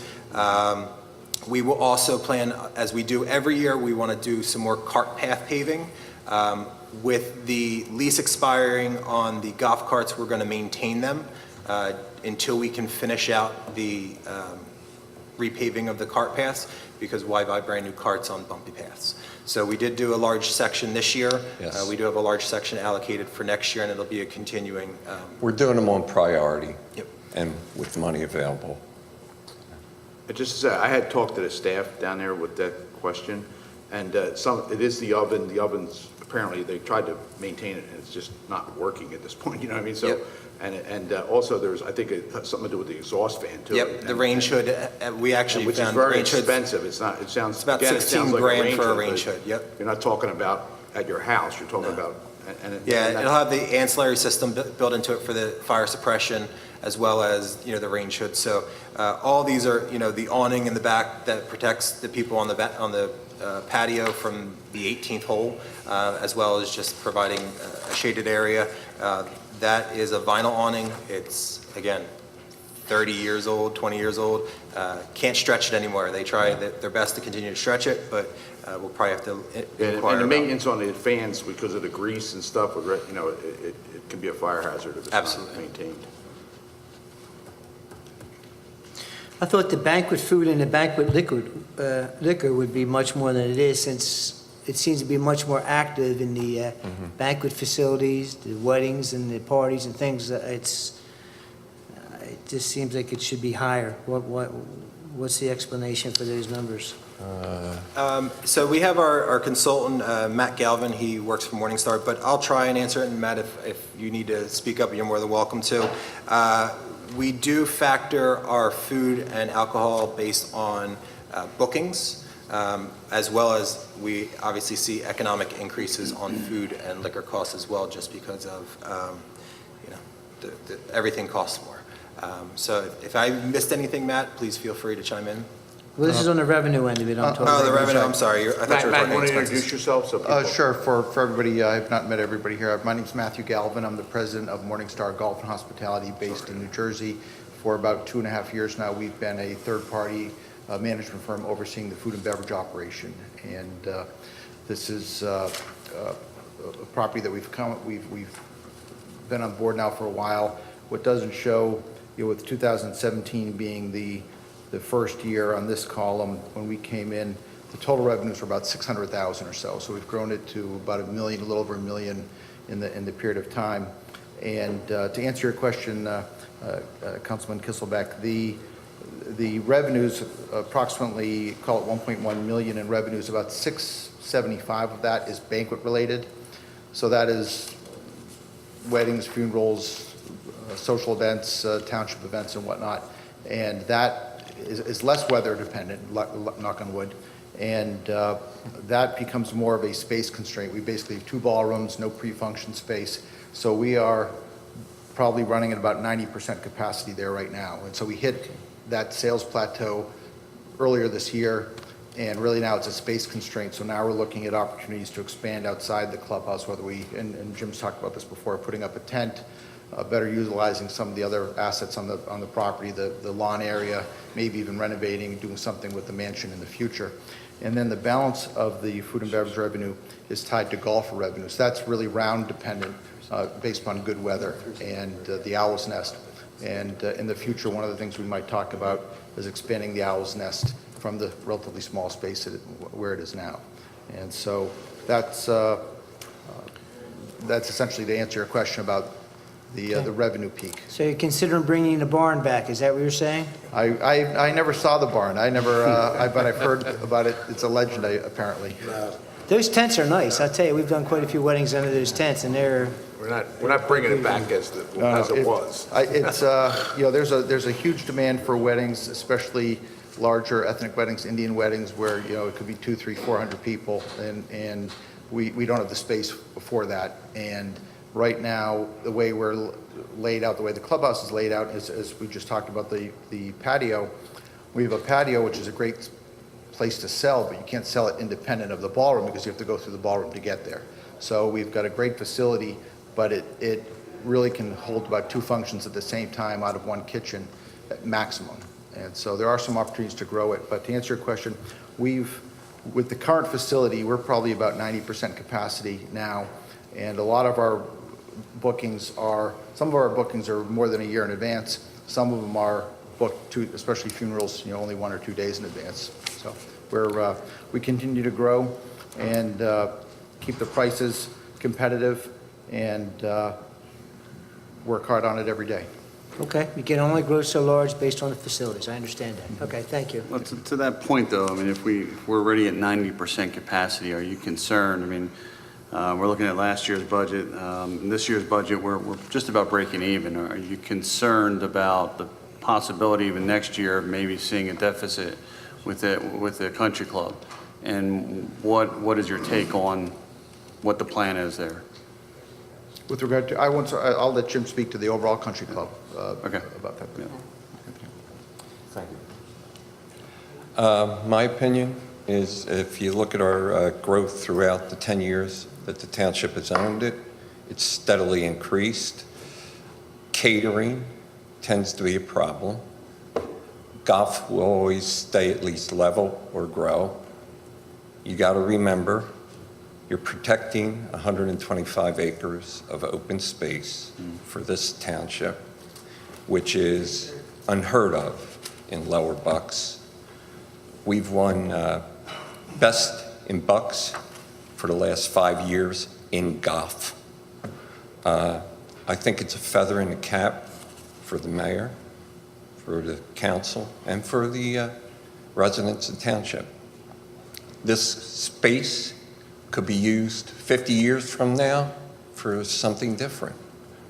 And it's going to be yours, because we'll pay it off. Yeah, on that regard, Mayor, depending on the ups and downs of the market, but we should have the golf course paid off in, John, 7 years or 8 years? I think it's 8 years now. Yep, We have 8 8 more years. years to go, we're past. So in eight years, you know, it could be affected a little bit here and there, depending on how the rain is, you know, or how many people Yeah. golf. But we're doing pretty good there, and you got a great organization with the BGA. Yeah. You got a solid base of people that play there, so. Mr.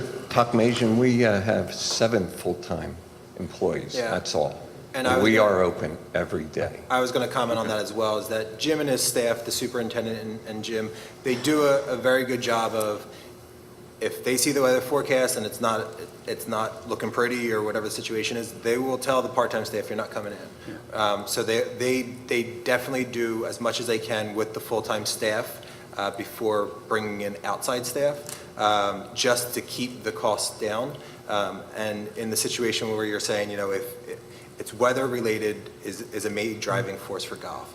It's unfortunate. You could build a dome, that'd be great, but that won't work. But you know, they do the best with the in-house crew that they have, as well as trying to take care of the maintenance, not going outside for. They're going to be replacing a lot of the irrigation system, the heads, the sprinkler heads. They're going to do that in-house as Yeah. opposed to privately contracting it out. So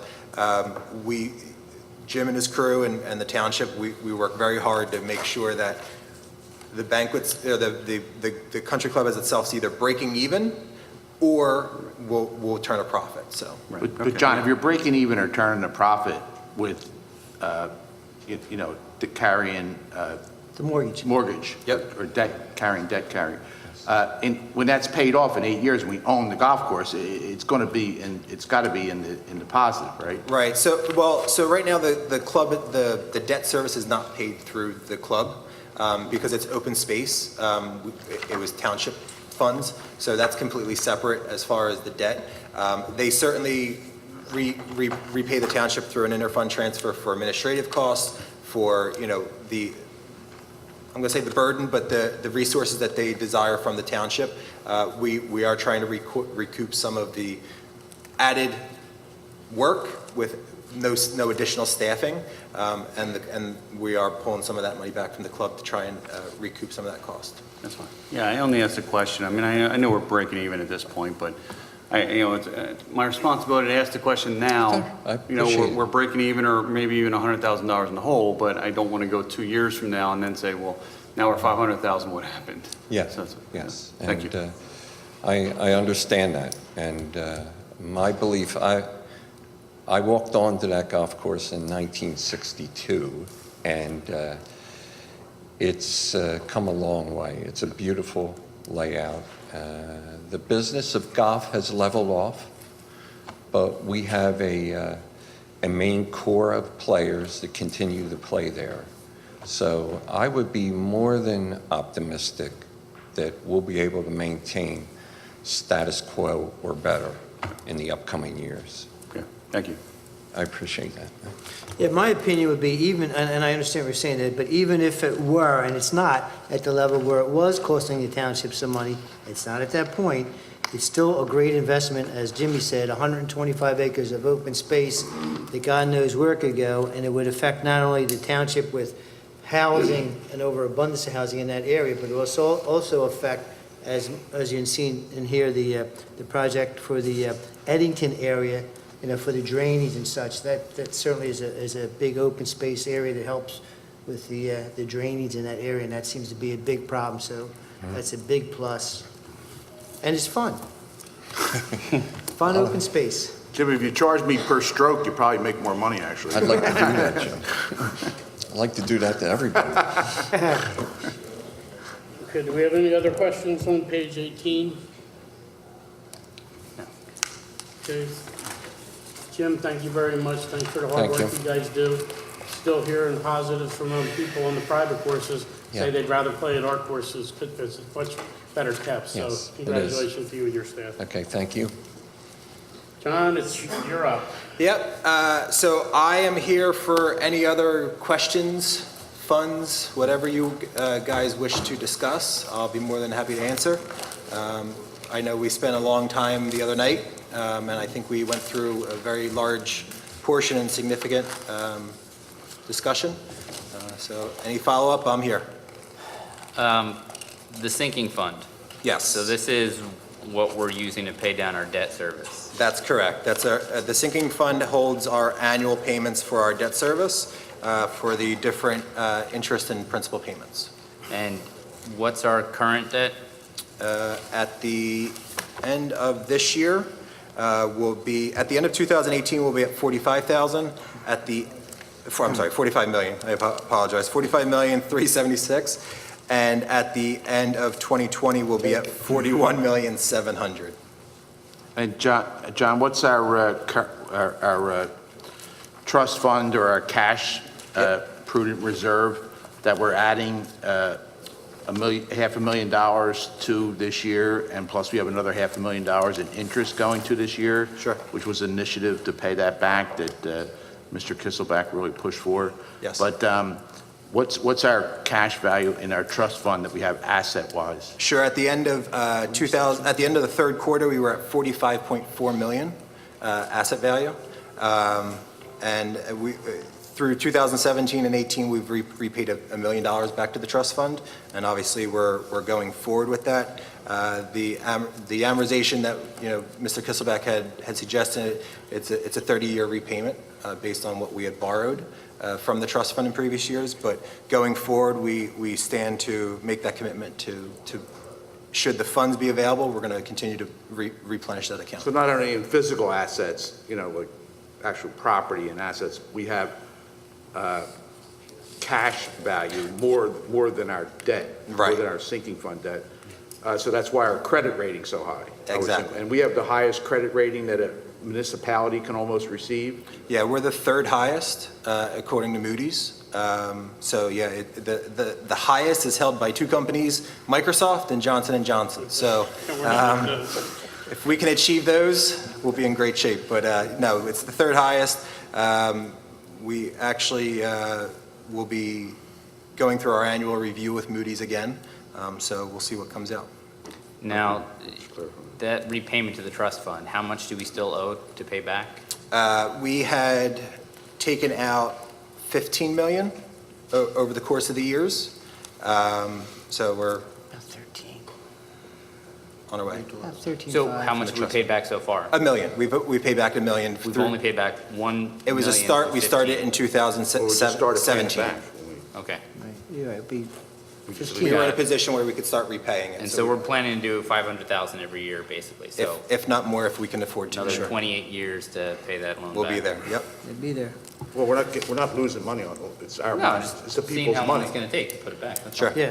But we're not losing money. That's We a got good 500,000. time, since we're not paying ourselves interest, and more importantly, we took a loan from ourselves and we're actually paying ourselves back. That's It's- fine. It's If cool. that's, And if that's. the money you know, that's in there, we necessary. got additional $500,000 in interest Right. on that money too. So that will also accumulate as you have more money in there. And hopefully that, we should see that continue to increase.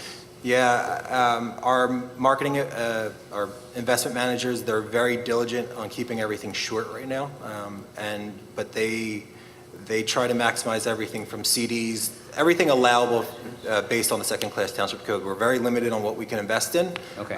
But they maximize every avenue that they can and try and keep the portfolio as short as possible right now, so that, as well as maximizing the most interest that they can. And John, recently there's been talk of increases. I'm in the real estate business, so I know mortgage rates pretty well.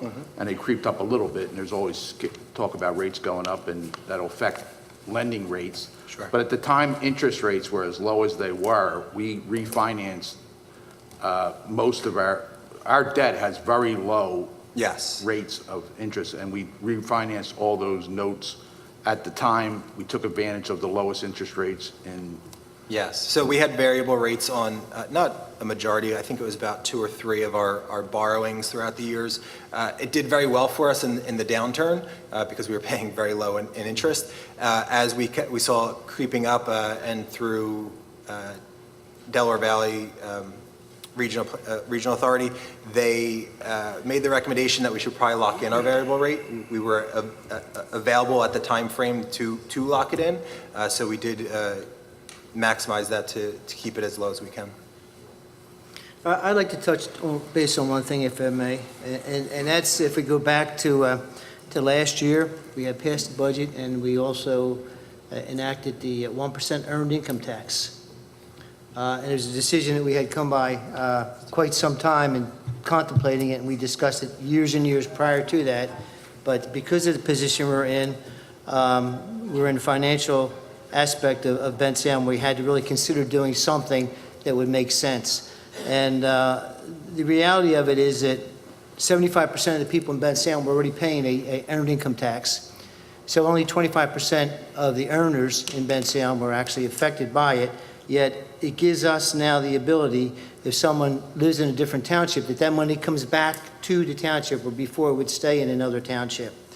Enacting that particular ordinance, the earned income tax, I think was quite beneficial. I think we're seeing the benefits of it. With that, and if we look at the capital improvement, page 20, there are two main things on there that basically have resulted in allowing us to do things that we never could do before. And that is, number one, we have the road repaving for over $5 million, which will allow us to complete the additional 25% of roads that were repaved last year. Now we can complete that project, and we do not have to take a loan to do that. We have the money to do that. It also allows us to continue our homeowners grant at $300 to everyone who owns a home. And if you consider the taxes in Bensalem are in reality $409 average, that's pretty darn close to almost having someone live in Bensalem at no real estate tax whatsoever. Close to it. Now it's on the average. Also, this is a project that we've been working on in Bensalem, and we would not be able to do it unless we have passed that earned income tax. And that is, and we're all aware of this, that on State Road, there's a flooding problem that we have experienced for years and years and years.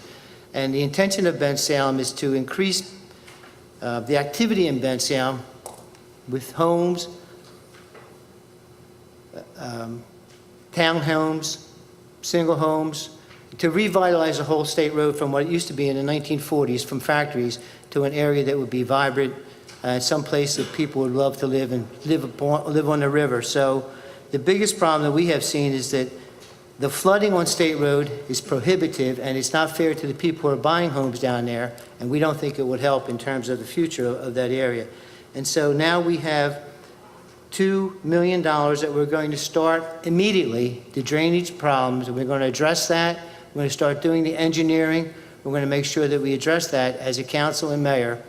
And I had brought this up along with, I know that Knowles, I had written to the mayor and asked him if there was money left over, if we could use it in that respect. And so he did put it into the budget, so I'm very thankful to the mayor and the administration that we're going to do that. But that's something as council members that we would love to acknowledge, that because of the earned income tax, because of the residents of Bensalem putting in their fair share in a realistic way, helping the senior citizens maintain their homes in Bensalem, because now there was no tax increase to them, that I would like to acknowledge the township, the mayor, for addressing this problem on State Road, that we can now hopefully fix that.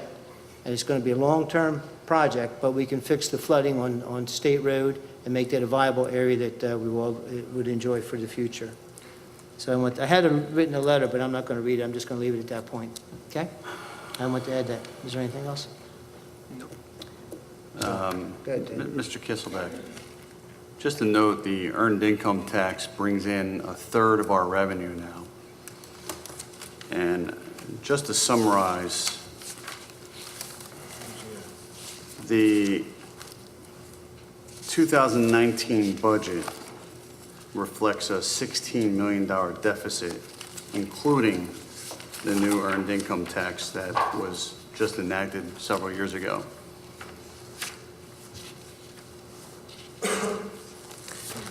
And And I guess my other question is that Mr. Kisway brought up the $2 million in the project down there at State Road, referring to it being fixed. I mean, are we confident that? No. And I think what he said was, we'll start to try and fix the issue. Okay. Obviously, we need to involve PennDOT. We need to involve the state in this issue. PennDOT has been out there this week along with, yeah, absolutely.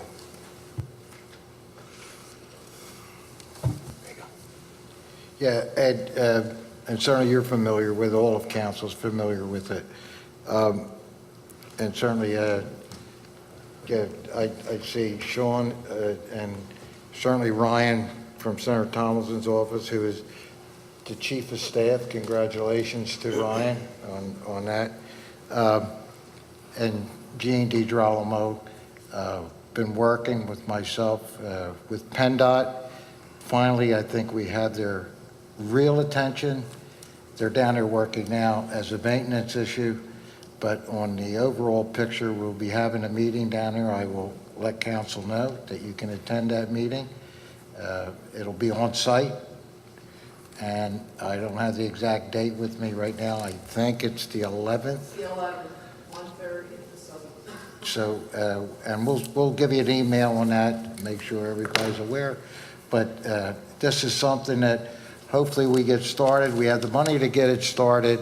We get in there and get it, and maybe, and just maybe, and hopefully we can be reimbursed at some time in the future. But it's an immediate problem, and I think everybody sitting on this council realizes that it's a safety issue. I had a gentleman call me last night about his daughter scared to death. She has a young child. When she's coming home, God forbid that gets flooded all of a sudden. We realize all of that, and so that's how we're going to approach it, and I hope the council agrees to that, and we go ahead with this and hopefully get reimbursed. I don't know, in the years I've been here, 25 years, we have spent $12 million of township money on PennDOT intersections, and if we would have gridlock worse than we have today. Those intersections that you see on State Highway, we have done. The Ritchie, the Galloways, Mechanicsville and Galloway. I can go on and on, all different throughout the township. We have invested in that for the safety and welfare of the people. We did not recoup any of those funds.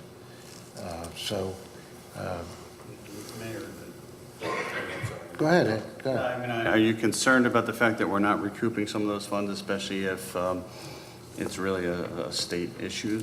Well, down there, we hope that we do. We hope that they understand what the, look, you know the history of it. This was all supposed to be taken care of by another development. Remember, I don't know if you're caught up to date on that. The development at Street and State and the river. There was a company in there that developed 45 acres. That was their responsibility in their land development, okay, as part of the other end coming together to fix the street road from State down to the waterside. Okay. And of course, that never came. The economy went under and everything went. So now we've got the problem. We must fix it.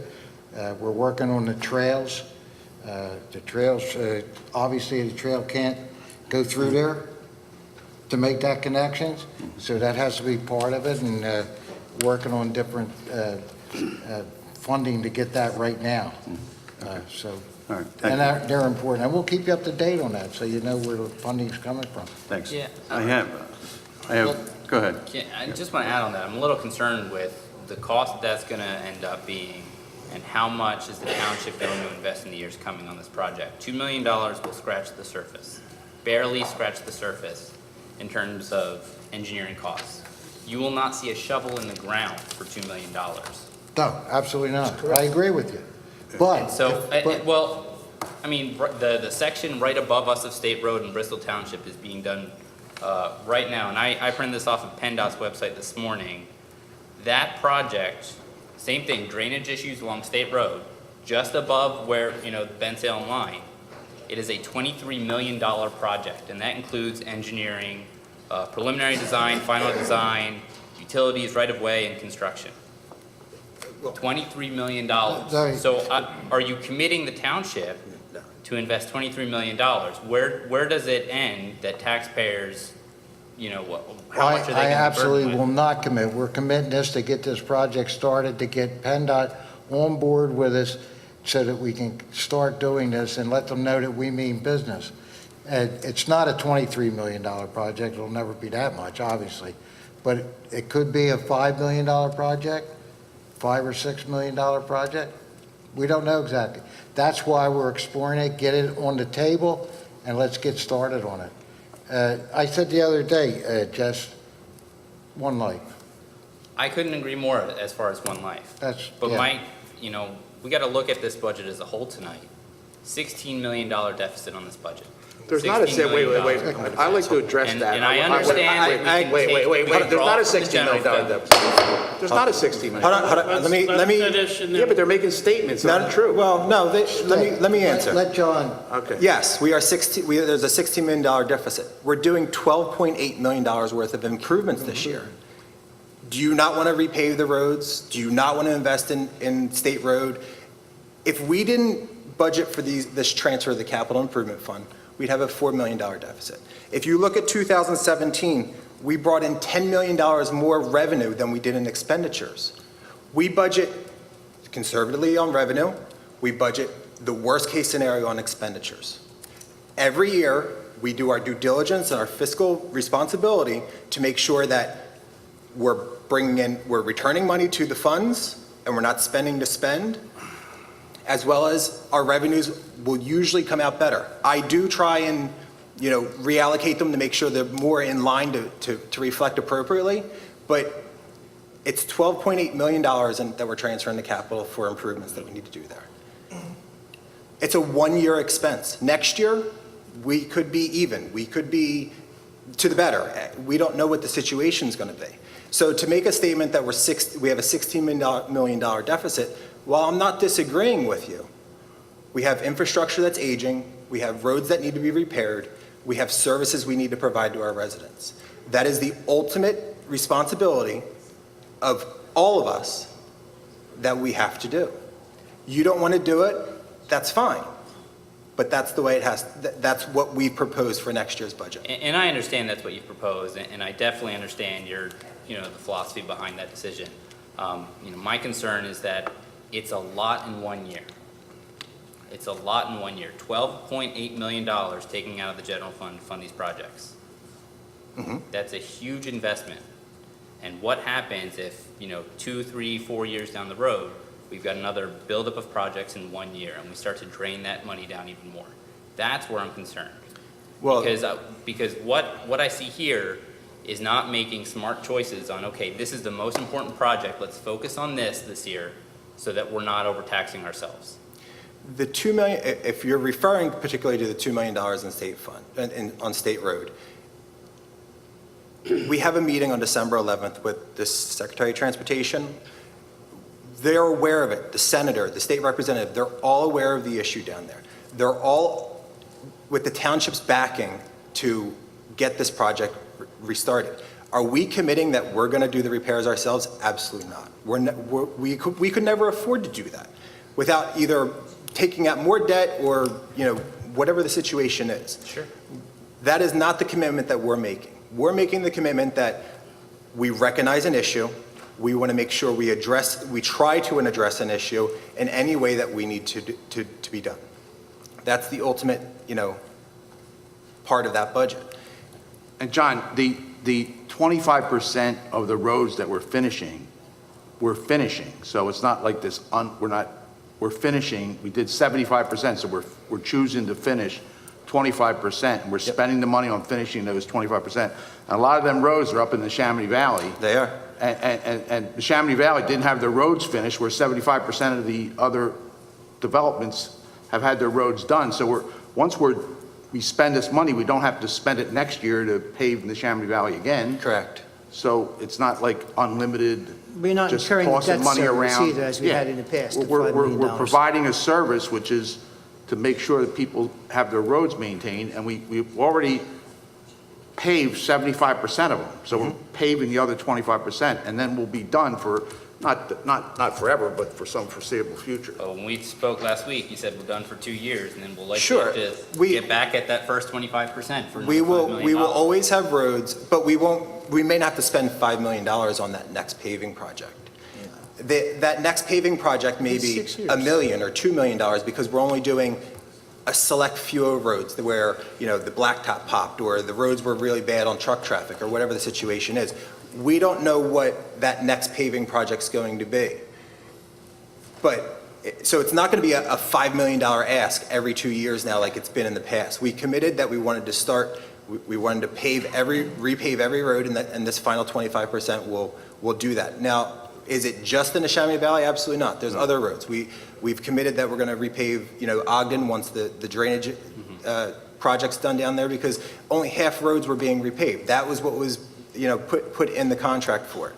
But we recognize you can't have a half good road and a half bad road. It's just going to be a mess when you come to plow it. That's just one, but I think Jim can give us a list of all the roads. I think. And we did ask for that last week, and we haven't I'd say gotten a we're list gonna yet. give you- We're still compiling it, and it's not, we have it certainly on our list.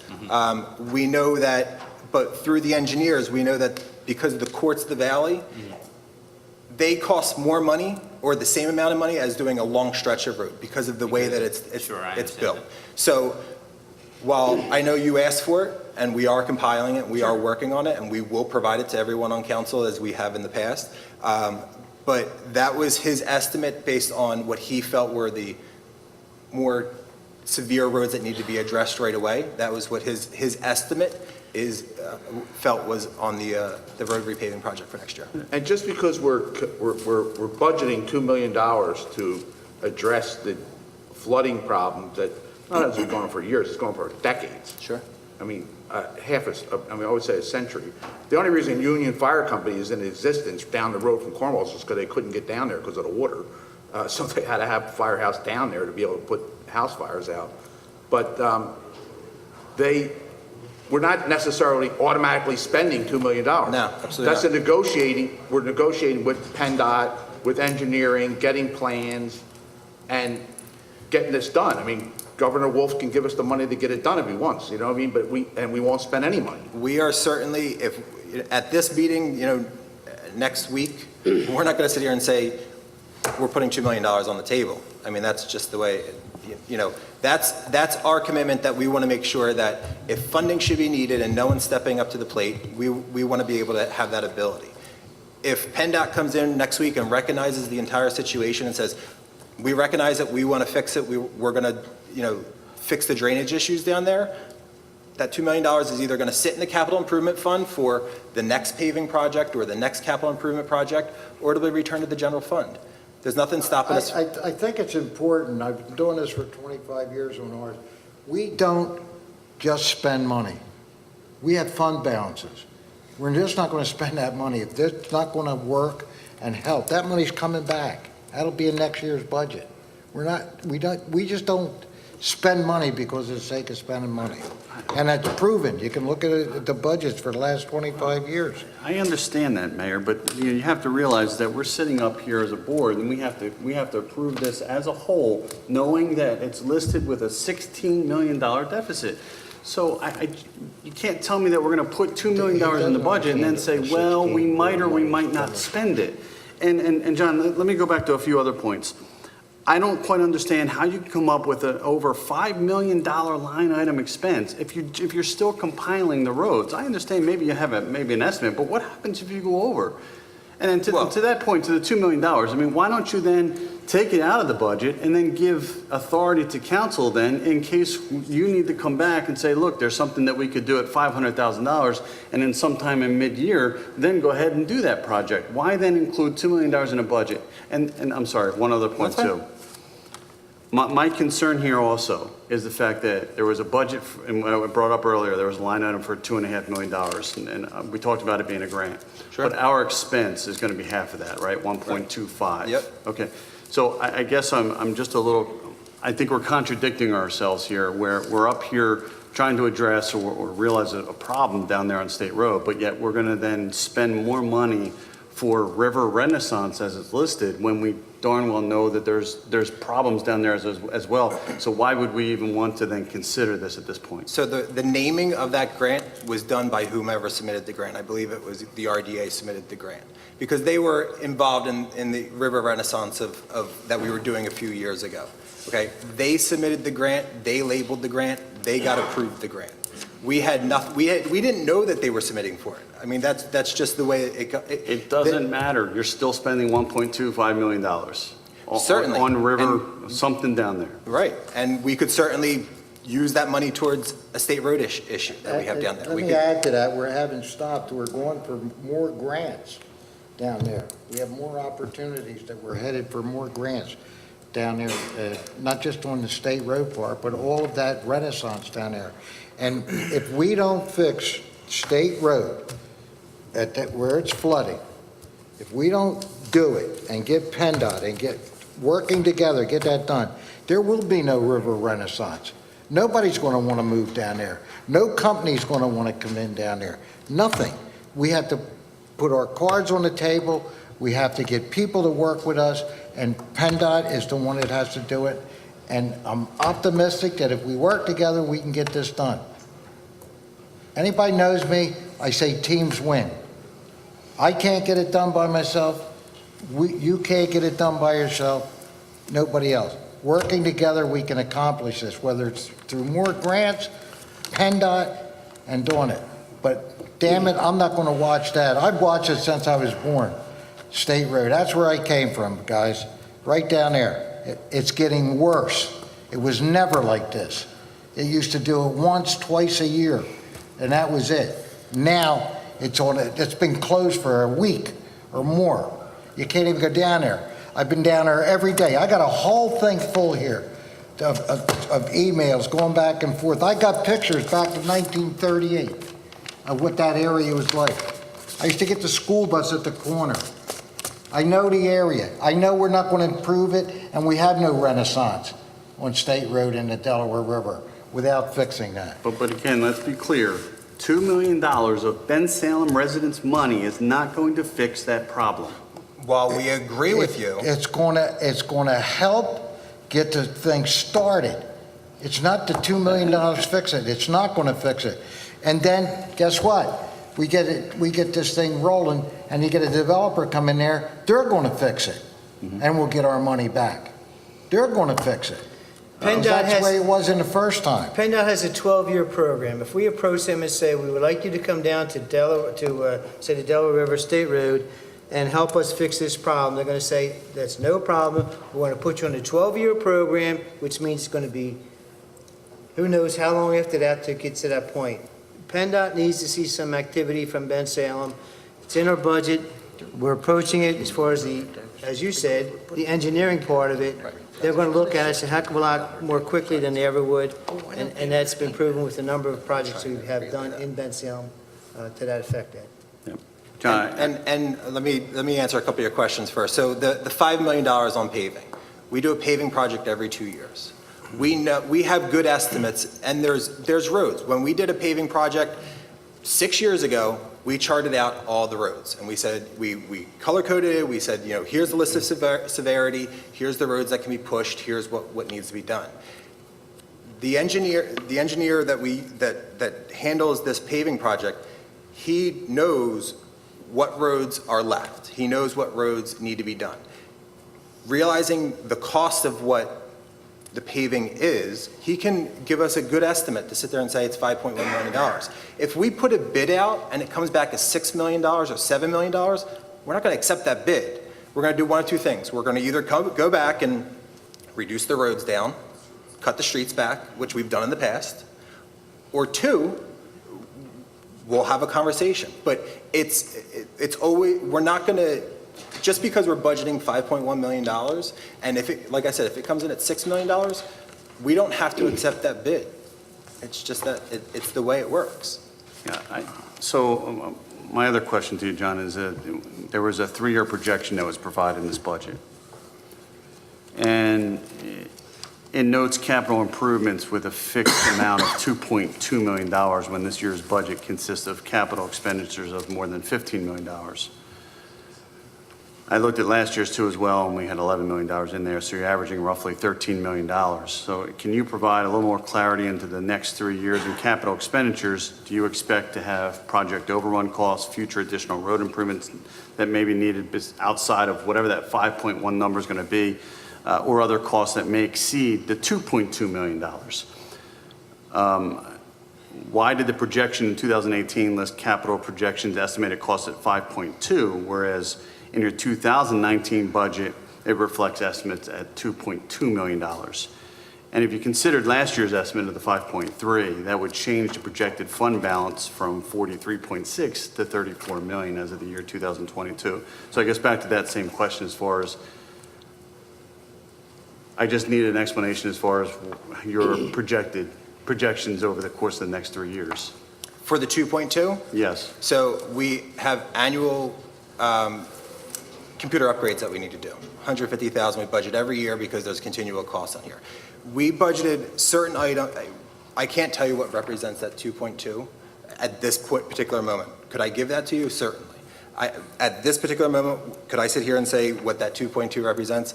There's other things that we're going to have on an annual basis, that whether we want to do the infrastructure on the stormwater management, we have the unfunded mandate from the DEP.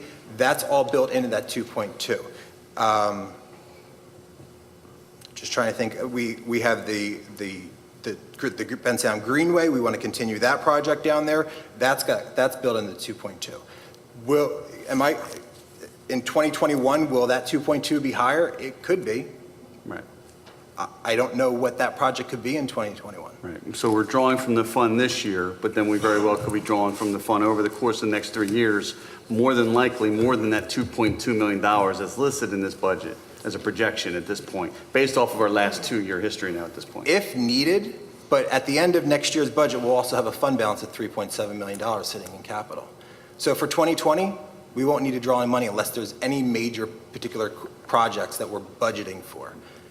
I don't know what that could be. You know, I just don't have a crystal ball to sit here and read you that, you know, we have this particular thing. Mm-hmm. The set items that I told you that we're putting in the 2.2, I know those things are things that we want to continue with, and that's what makes up that number. Right. Thank you. Why did that change from last year when you had over 5 million projected out into the future? Reevaluation by administration. I mean, we recognize that a dollar only goes so far. Mm-hmm. Did we think that we were going to be transferring $12.8 million to this year's budget? No, we didn't. We didn't have that in for 2019. Right. But when we do a budget each year, we recognize what projects we want to do and what situations we have, and we try and address them as best as we can. Whether it involves a patch to get us a couple more years out of it, or biting the bullet and buying it in full. That's just the way it is. If you notice, there were certain areas throughout the township where we did, like Jim was saying, the patching work this year. We could have easily let those pothole-riddled roads go until next year and include them in the paving project and do a long stretch.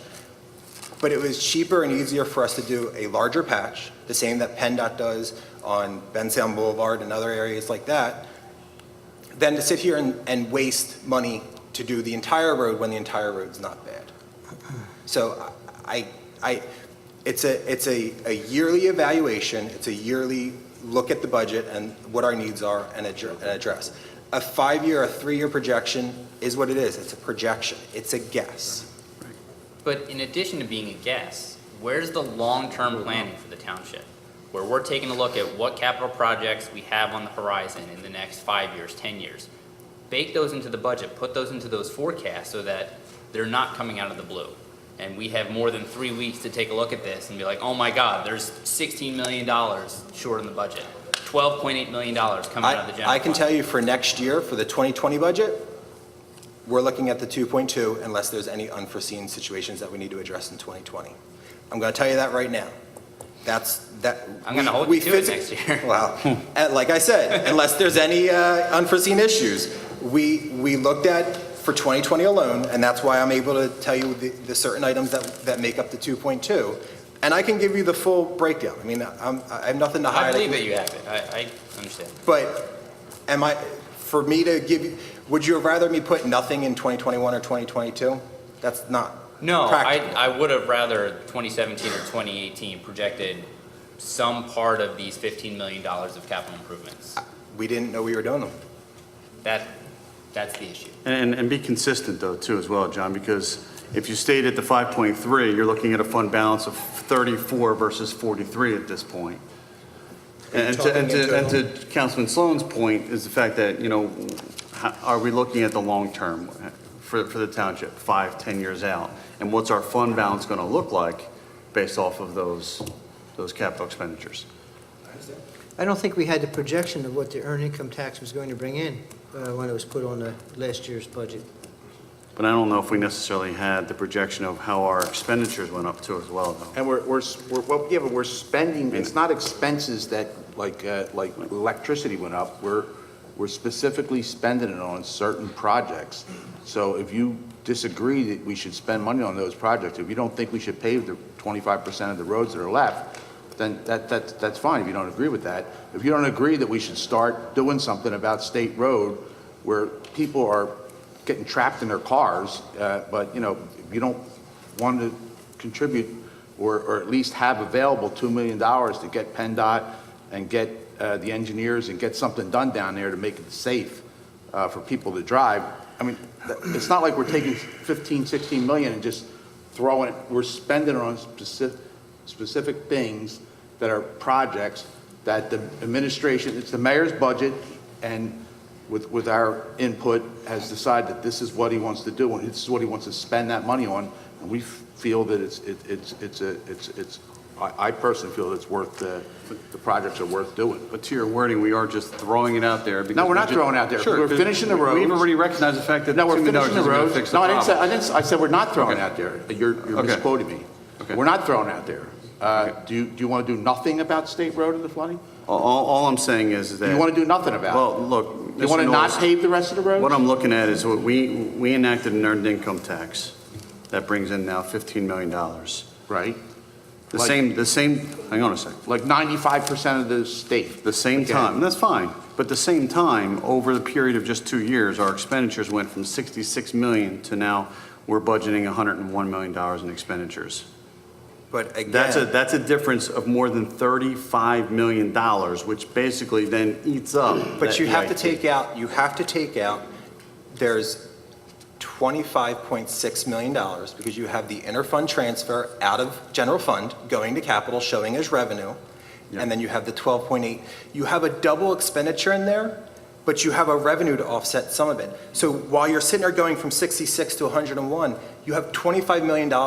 That's a one-time expense, and really it's a duplication. But the way you have to show it in here, yes, it jumps it to $101,000, but it's not really.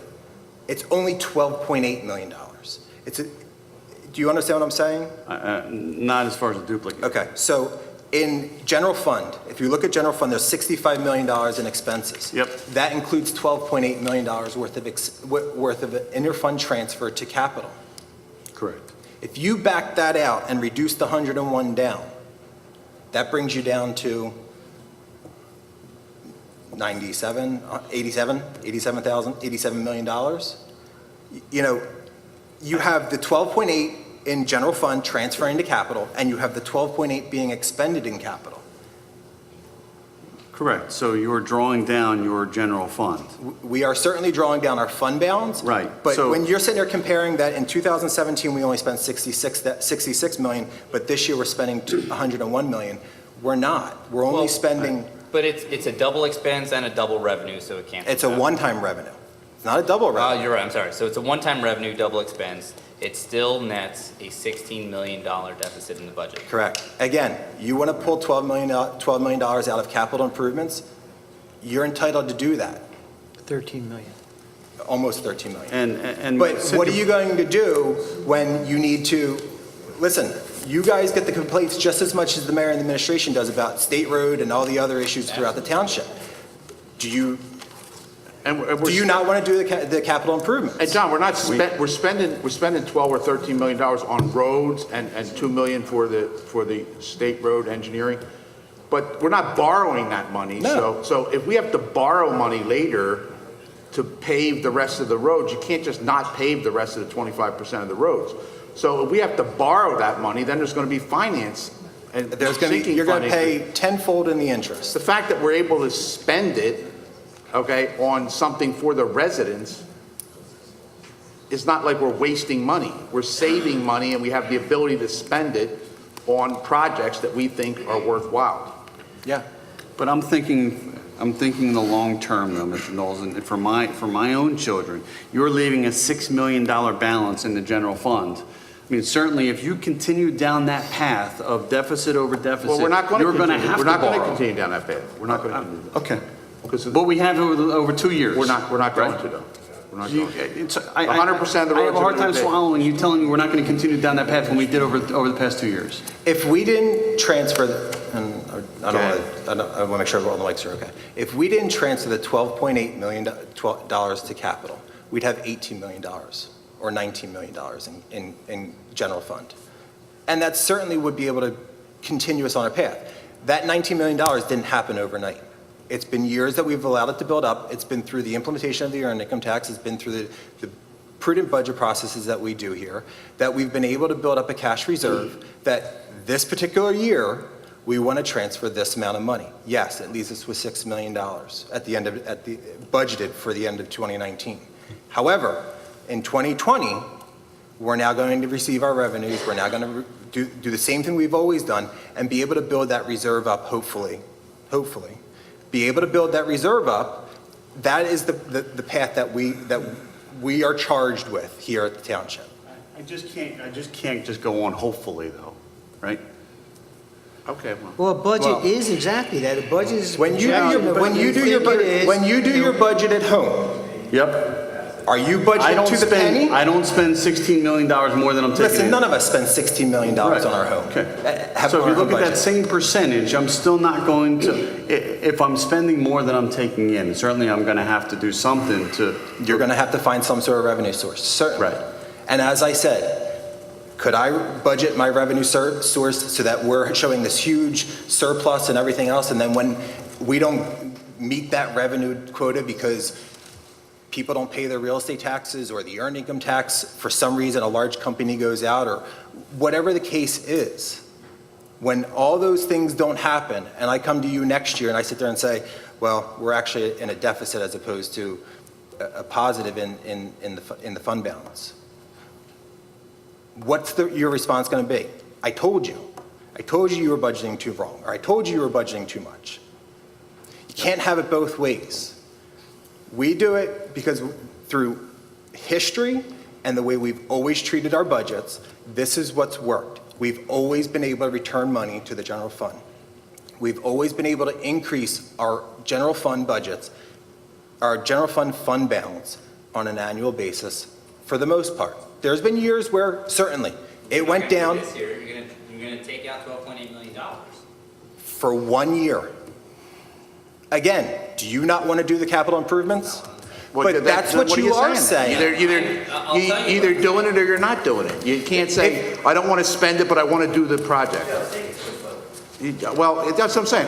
And Ed, I appreciate your thoughts, but I mean, my family's been in the township for 115 years, and I have a lot of family in this township, and I care about my kids, and I care about my nephews and nieces, and I care about the future generations of the township. So if you think that this is going to put your family in jeopardy, then vote no.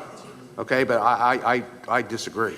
The bottom line for the budget is this: there was no tax increase whatsoever this year. Number one. Number two, the appropriate federal guideline for a fund balance is at 10 to 12%. We're at that point. We're bringing forth a $74 million beginning balance for 2019, $59 million into 2020. So we are spending more money this year for projects we think that have to be done, which don't have to be financed because we're in the position of being able to pay for them at this time. So if we want to finance the $5 million of the roads and want to finance the $2 million down on State Road, we could have easily done that and extended the expense of the interest cost of doing the debt service, the mortgage for that stuff, and we'd just be increasing that debt over and over and over. I think we have a good budget, and I think we're fine. I just want to ask one final question. So Mr. Kisselbeck brought it up. The earned income tax, $15.7 million as of 2019. I'm wondering why we're having this conversation as far as being in a deficit or drawing down on our fund balance when we took in a significant new revenue just over the past 3 years. Sure. Because the last several budgets that we had to borrow money from the trust fund to meet the budgets. We're not borrowing that money from the trust fund, we are paying that back. Correct. That's $5 million a year right there. That's $5 million right there I just told you about. $60 million. I just told you about $5 million, we have $12.8 million that we're talking about, we're doing it the one time. If you were to back out the $12.8 million out of general funds expenses, the difference between our 2018 budget and our 2019 budget is $70,000. It's $70,000 without doing this capital improvement expense. Correct, right, you're right. It is. If you But- take that whole capital expenditure piece out. But this is the big thing that you keep saying is that your revenues are way exceeding your expenses. And while I agree with you, you have to take into account that it's a one-time $12.8 million expense. You want to do it over. We had the same thing where we had expenditures exceeding revenues. Budgeted. Correct. How did 2017 turn out? 2017 was budgeted the same. 2018 budget. Listen, the audit's not done for 2018. I can't tell you what, can I sit here and say we're going to return at least $1 million in expenses? Absolutely, I can sit here and tell you that. Can I tell you it's going to be more? I'm hoping it's going to be more. We have less than a month left in time. Most likely, it's going to be more. However, if you look at our trend and our history, we have always budgeted this way. We always return additional money. Our revenues exceed our expenses. Okay, I'm gonna make a comment that we're gonna go to the public. You have your choice. Do you want to do the roads and keep the people and their children walking to the buses, driving on buses? Do you want them to have safe roads? Yes or no? Do we want to do something to start with the riverfront to say, let's see what we're looking at? It's for the taxpayers of Bensalem. I mean, there's taxpayers of Bensalem that live down there. Do we want to do it or do we not want to do it? That's the question. It's a yay vote or a nay vote when the time comes. Is there anyone in the audience that would like to speak for or against this budget? Please come forward.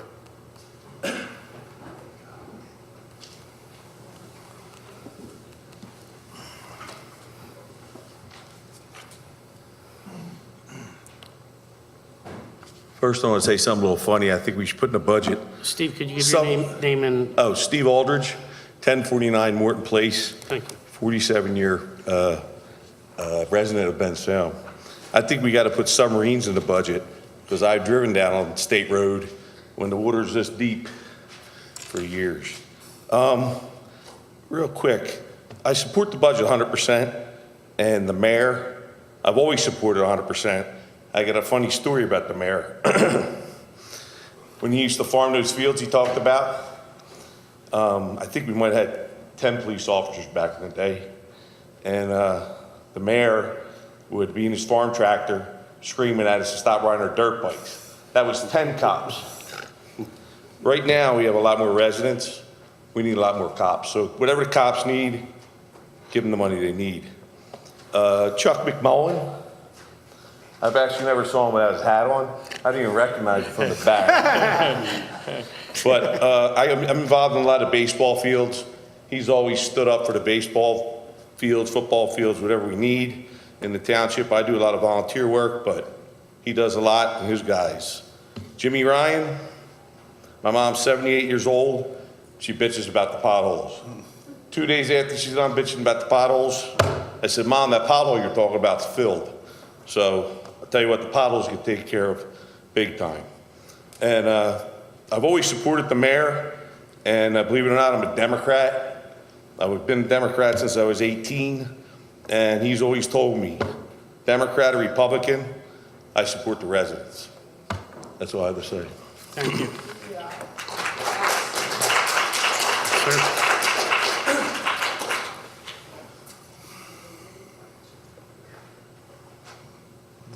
How you doing? My name's Oliver Mackler. 108B Dock Street, Waterside. The man that the mayor mentioned that he spoke to was me. Personally, I'd like to see all of your money go to State Road and fix this problem. Number one, I'll correct you, it hasn't been shut down for a week. This has been shut down since prior to last meeting. The road is virtually impassable. I don't know how many of you guys actually travel this road, but we have one way out now. And the other way out is Station Avenue, and I'm sure you guys know that floods also. We have older people, we have younger people, we have children who live in our development. This isn't just a matter of a little bit of water sitting on the side of the road. This is a matter of life safety. This is a couple of different issues. We can't get people to our development if the roads are flooded. Doesn't make a difference. You guys can complain about $2 million all you want to. There's a lot of people who live in this development and a lot of more people who want to move in here. And if this road isn't fixed, you're not going to get any of that. And I personally wouldn't want to live there. Because if you would have told me 2 years ago, prior to me buying my home in this development, that one of the major roads that I have that comes into my development will be flooded and I won't be able to use it, would I want to live there? I don't think so. And I think a lot of people feel that way. I don't think it's fair. I don't think it's right. I understand this has been going on for a very, very long time. And this should have been addressed 30 years ago, 40 years ago, 50 years ago. It's obviously gotten worse. And like he just said, he drove through that water. I went down there today. That water's still 2 feet high. Nothing's being done. I don't care if it takes 10 years to get it done. But you got to do something to get this water off of this road. Whether it's a pump, taking it to a different drain, however, it's got to be fixed. And I'll be a thorn in your side, and I'll be sitting in here at every single one of your meetings waiting to hear what the next plan is. And I'm sure many other residents in our development are going to feel the same way. So, thank you. Thank you. Anyone else have anything on the budget?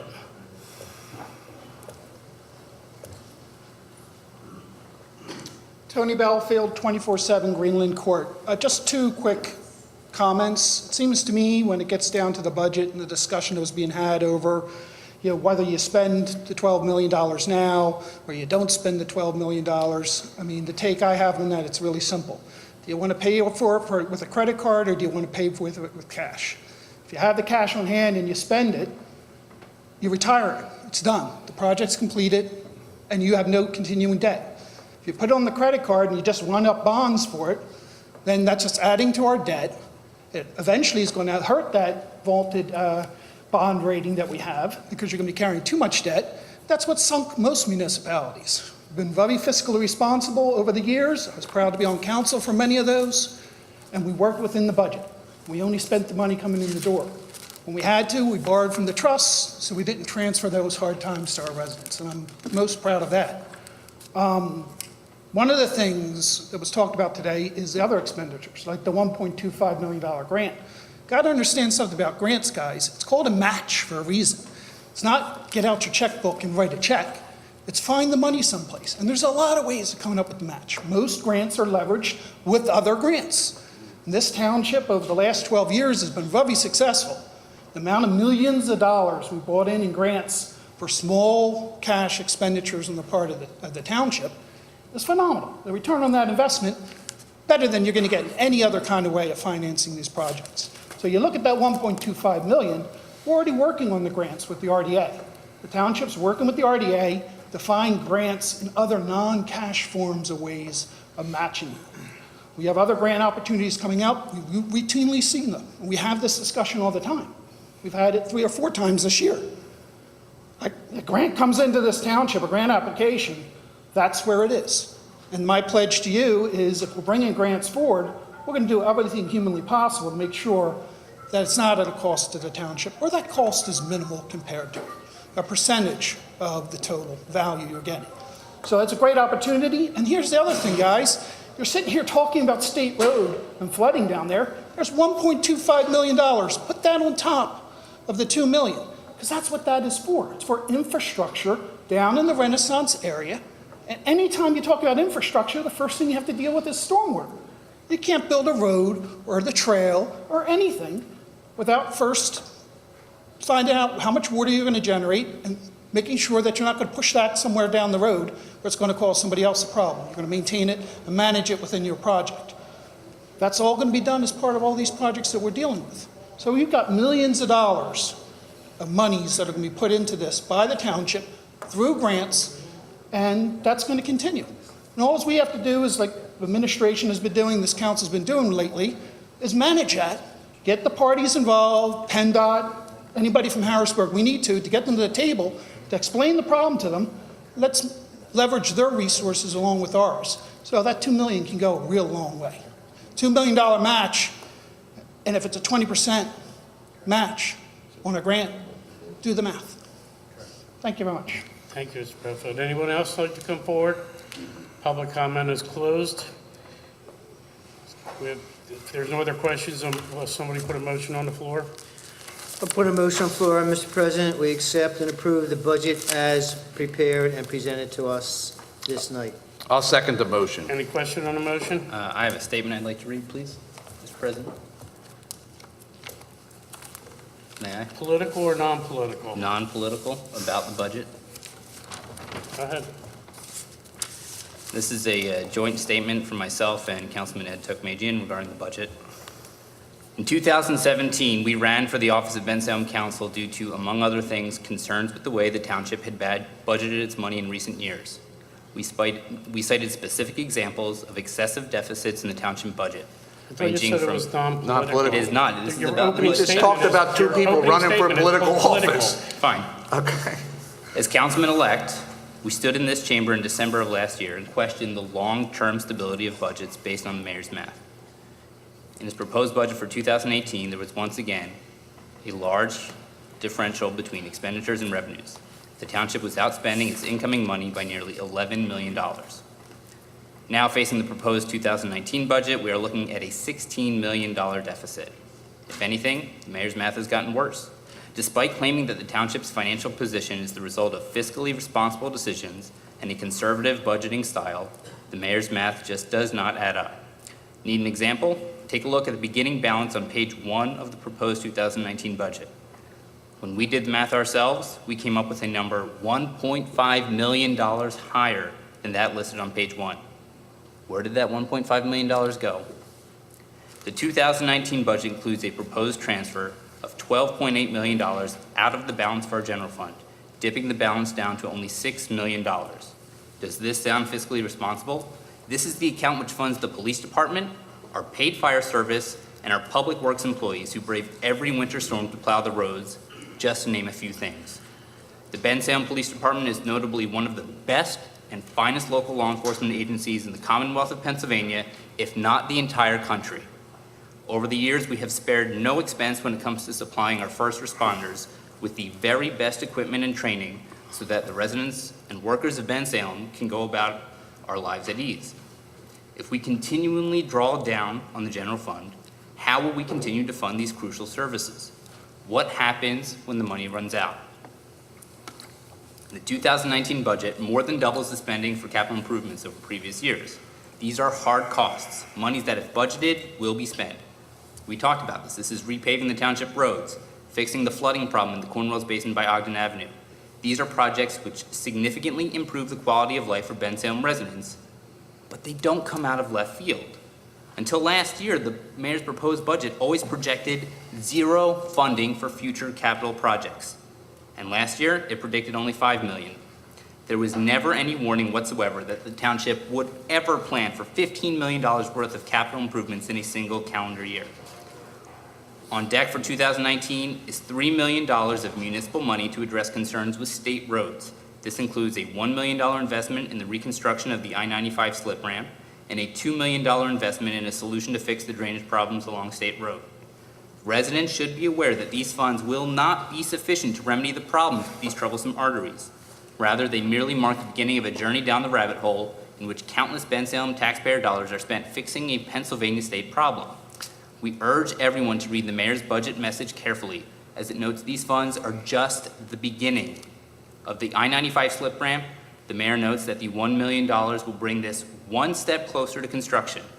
Of the state road drainage problems, the mayor states that the $2 million in proposed funding will allow the township to begin a comprehensive design of a reconstruction. Let's be clear, this money will not fix the problem. It will, however, begin work on projects that will likely be turned over to PennDOT in the future, who very well may redo all of the hard engineering work that Bensalem residents paid for. Alternately, these projects may continue into 2020 and beyond. Let us be clear. We believe wholeheartedly that these are worthwhile projects that ought to be completed in the future. The people of Bensalem deserve to see these improvements come to fruition, and these projects may be worth the investment into our infrastructure in the coming years, but they must be funded in a reasonable manner. Frankly, the mayor's math is unsustainable. We are fearful that in just a few short years, there will be nothing left in the general fund, forcing the township to once again withdraw from the trust fund to finance basic government services. This would irreparably damage the township's financial status. In 2015, Bensalem's finance manager stated, "If we were to completely deplete the trust fund, we will jeopardize the township's long-term financial position in several ways. First, spending all of the trust fund monies will adversely affect the township's current AAA bond rating in a significant fashion. This will make it doubly difficult and significantly more expensive for the township to fund future capital improvements, such as stormwater improvements and road repairs. The township's investment advisors have advised against spending on the trust fund because, in their opinion, interest rates will rise again, once again making the trust fund a significant and ongoing source of revenue for the township." So what has changed? We simply do not understand why this administration is so financially short-sighted. If we are to continue to provide Bensalem residents and businesses with an unsurpassed quality of life and a full and complete level of municipal services, we need to tighten the belt. The mayor claims that he will never shy away from making tough and sometimes unpopular decisions, but he has failed to do so with this budget. For those reasons, we simply cannot support a municipal budget that sets Bensalem Township financially so far behind. Okay, thank you. Okay. Thank you. I'm glad that wasn't- Now that I see, Glad that wasn't political. we know it was going to be political. God. But my question to you, Mr. Sloan, is what's your answer? What do we do? You can stand up here and you can beat everybody up, but you're coming up with no solutions. We're trying to help these people that are on the water side to make it safe for them. We're trying to keep the roads safe in Bensalem for the people and their children that get on school buses and go from their school buses somewhere. What is your solution? You're doing a lot of talking, but you're coming up with no solutions. Okay, I want to so- hear what your solutions So are. it comes down to two parts. Number one, you need to cut expenditures in places. What are you going to If cut? we're gonna What are you tighten going the to belt- cut? What are you going to cut? Cut the police? I want to know May I what you're going to cut. May I please speak? Yeah, tell me what you're going to cut. I think we need to consider, and I would not cut spending to the police department because I fully support them and they need to be out there, they need the funding. I think Director You Haran said the made a first- good presentation. Let him finish. Okay, well, he talks, I want to talk too. They're 80% of the budget, but go ahead. So you're not going to cut. 80% of the general fund. Yeah, so you're not going to, you're going to cut the other 20? There's no So effort to cut spending in other places, none. Give me some I don't see a suggestions. single Give me effort. some We laid off suggestions. I don't 17 see employees. a single effort to cut operating expenses What? across the township. Again, Number what- two, and we talked about this last week, about looking at other sources of revenue. We have an amusement tax in the township code. We have a brand-new entertainment center that was just built. And we talked about looking into that as a source of revenue. Sure, and we certainly are looking into it, as we said we would. The gaming Yeah, I just, It's illegal. legislation is very complex, and it's very murky. We did confirm you cannot institute a mechanical device tax on slot machines. The rest I'm going to defer to Mr. Pizzo because he's obviously been working on it as well. Insofar as the amusement tax is concerned, amusement tax is at its most basic a tax on admission to recreation facilities. It's a tax on tickets to get in the front door. In Pennsylvania, or in Bensalem, for as long as I've been solicitor, the two largest potential sources of amusement tax would have been the racetrack or the movie theater. Neither of them are subject to the amusement tax under state law. Racetracks are wholly exempt from amusement tax. Movie theaters are wholly exempt from amusement tax. So once you get beyond them, at least for the last number of years that I've been here, the only other potential place that you're going to get amusement tax, if any, would be from a bar that's charging a cover to go in and see the, to see the cover band that's performing that night or something of that nature. There really aren't any amusement tax generating facilities in the township, or haven't been up to the point that the Excite Center opened. The state back in the late 1990s reduced the amount of amusement tax that the township can assess from 10% down to 5%, therefore making it even less of an attractive revenue generator for the township. But again, you are correct, it is on the books. The township cannot tax horse racing revenue. The township cannot tax gaming revenue. Those are the sole purview, the sole enclave, if you will, of the state. The state wholly taxes the gaming revenue. Parks, as part of the gaming legislation, pays to this township a host fee on slots of $10 million, another million and change on table games, and it also, as many people fail to sometimes take into consideration, pays real estate taxes, just like we all do on our homes. When you total up the amount of real estate tax that is being paid by that facility to the school district, the township, and the county, the total now starts to approach $20 million, comes from parks on an annual basis in host fees and real estate taxes to this community.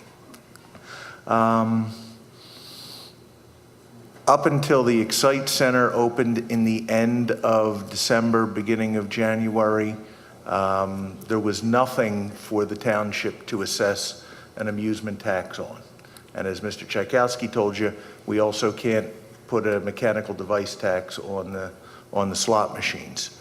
It may be that tickets to go see the next concert or the next comedian at the Excite Center may be something that we would be able to assess a 5% tax on.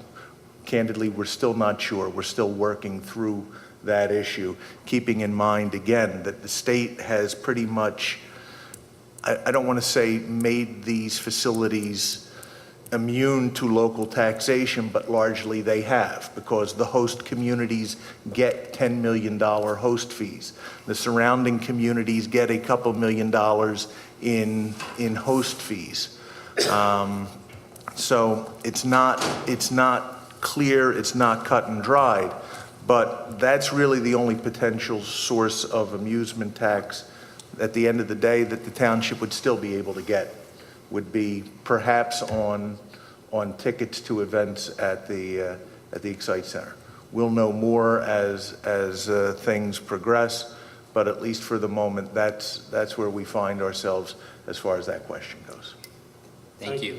As far as the question, because I heard a couple of misstatements throughout the evening, if I could, Mr. Polari, just real quickly. Mr. Kisselback started to allude to the fact that the state has what's called a TIP, a Transportation Improvement Plan, Transportation Improvement Program. And as Mr. Kisselback said, we can go to the state at this meeting on Tuesday, we could go to them tomorrow, we could go to them yesterday and say, please put State Road on the TIP. And they'll look at the project and they'll say, yes, that's fine, it's on there. And in 10, 12 years, with the township doing absolutely nothing, PennDOT would get around to doing that project 100% with PennDOT funds. If the township shows a willingness, if the township shows that it has committed several $1 million to the design, to the engineering, to right-of-way acquisition, to whatever it might be, the soft costs, if you will, of a road project such as this, then PennDOT will immediately take that project and move it to the top of the list.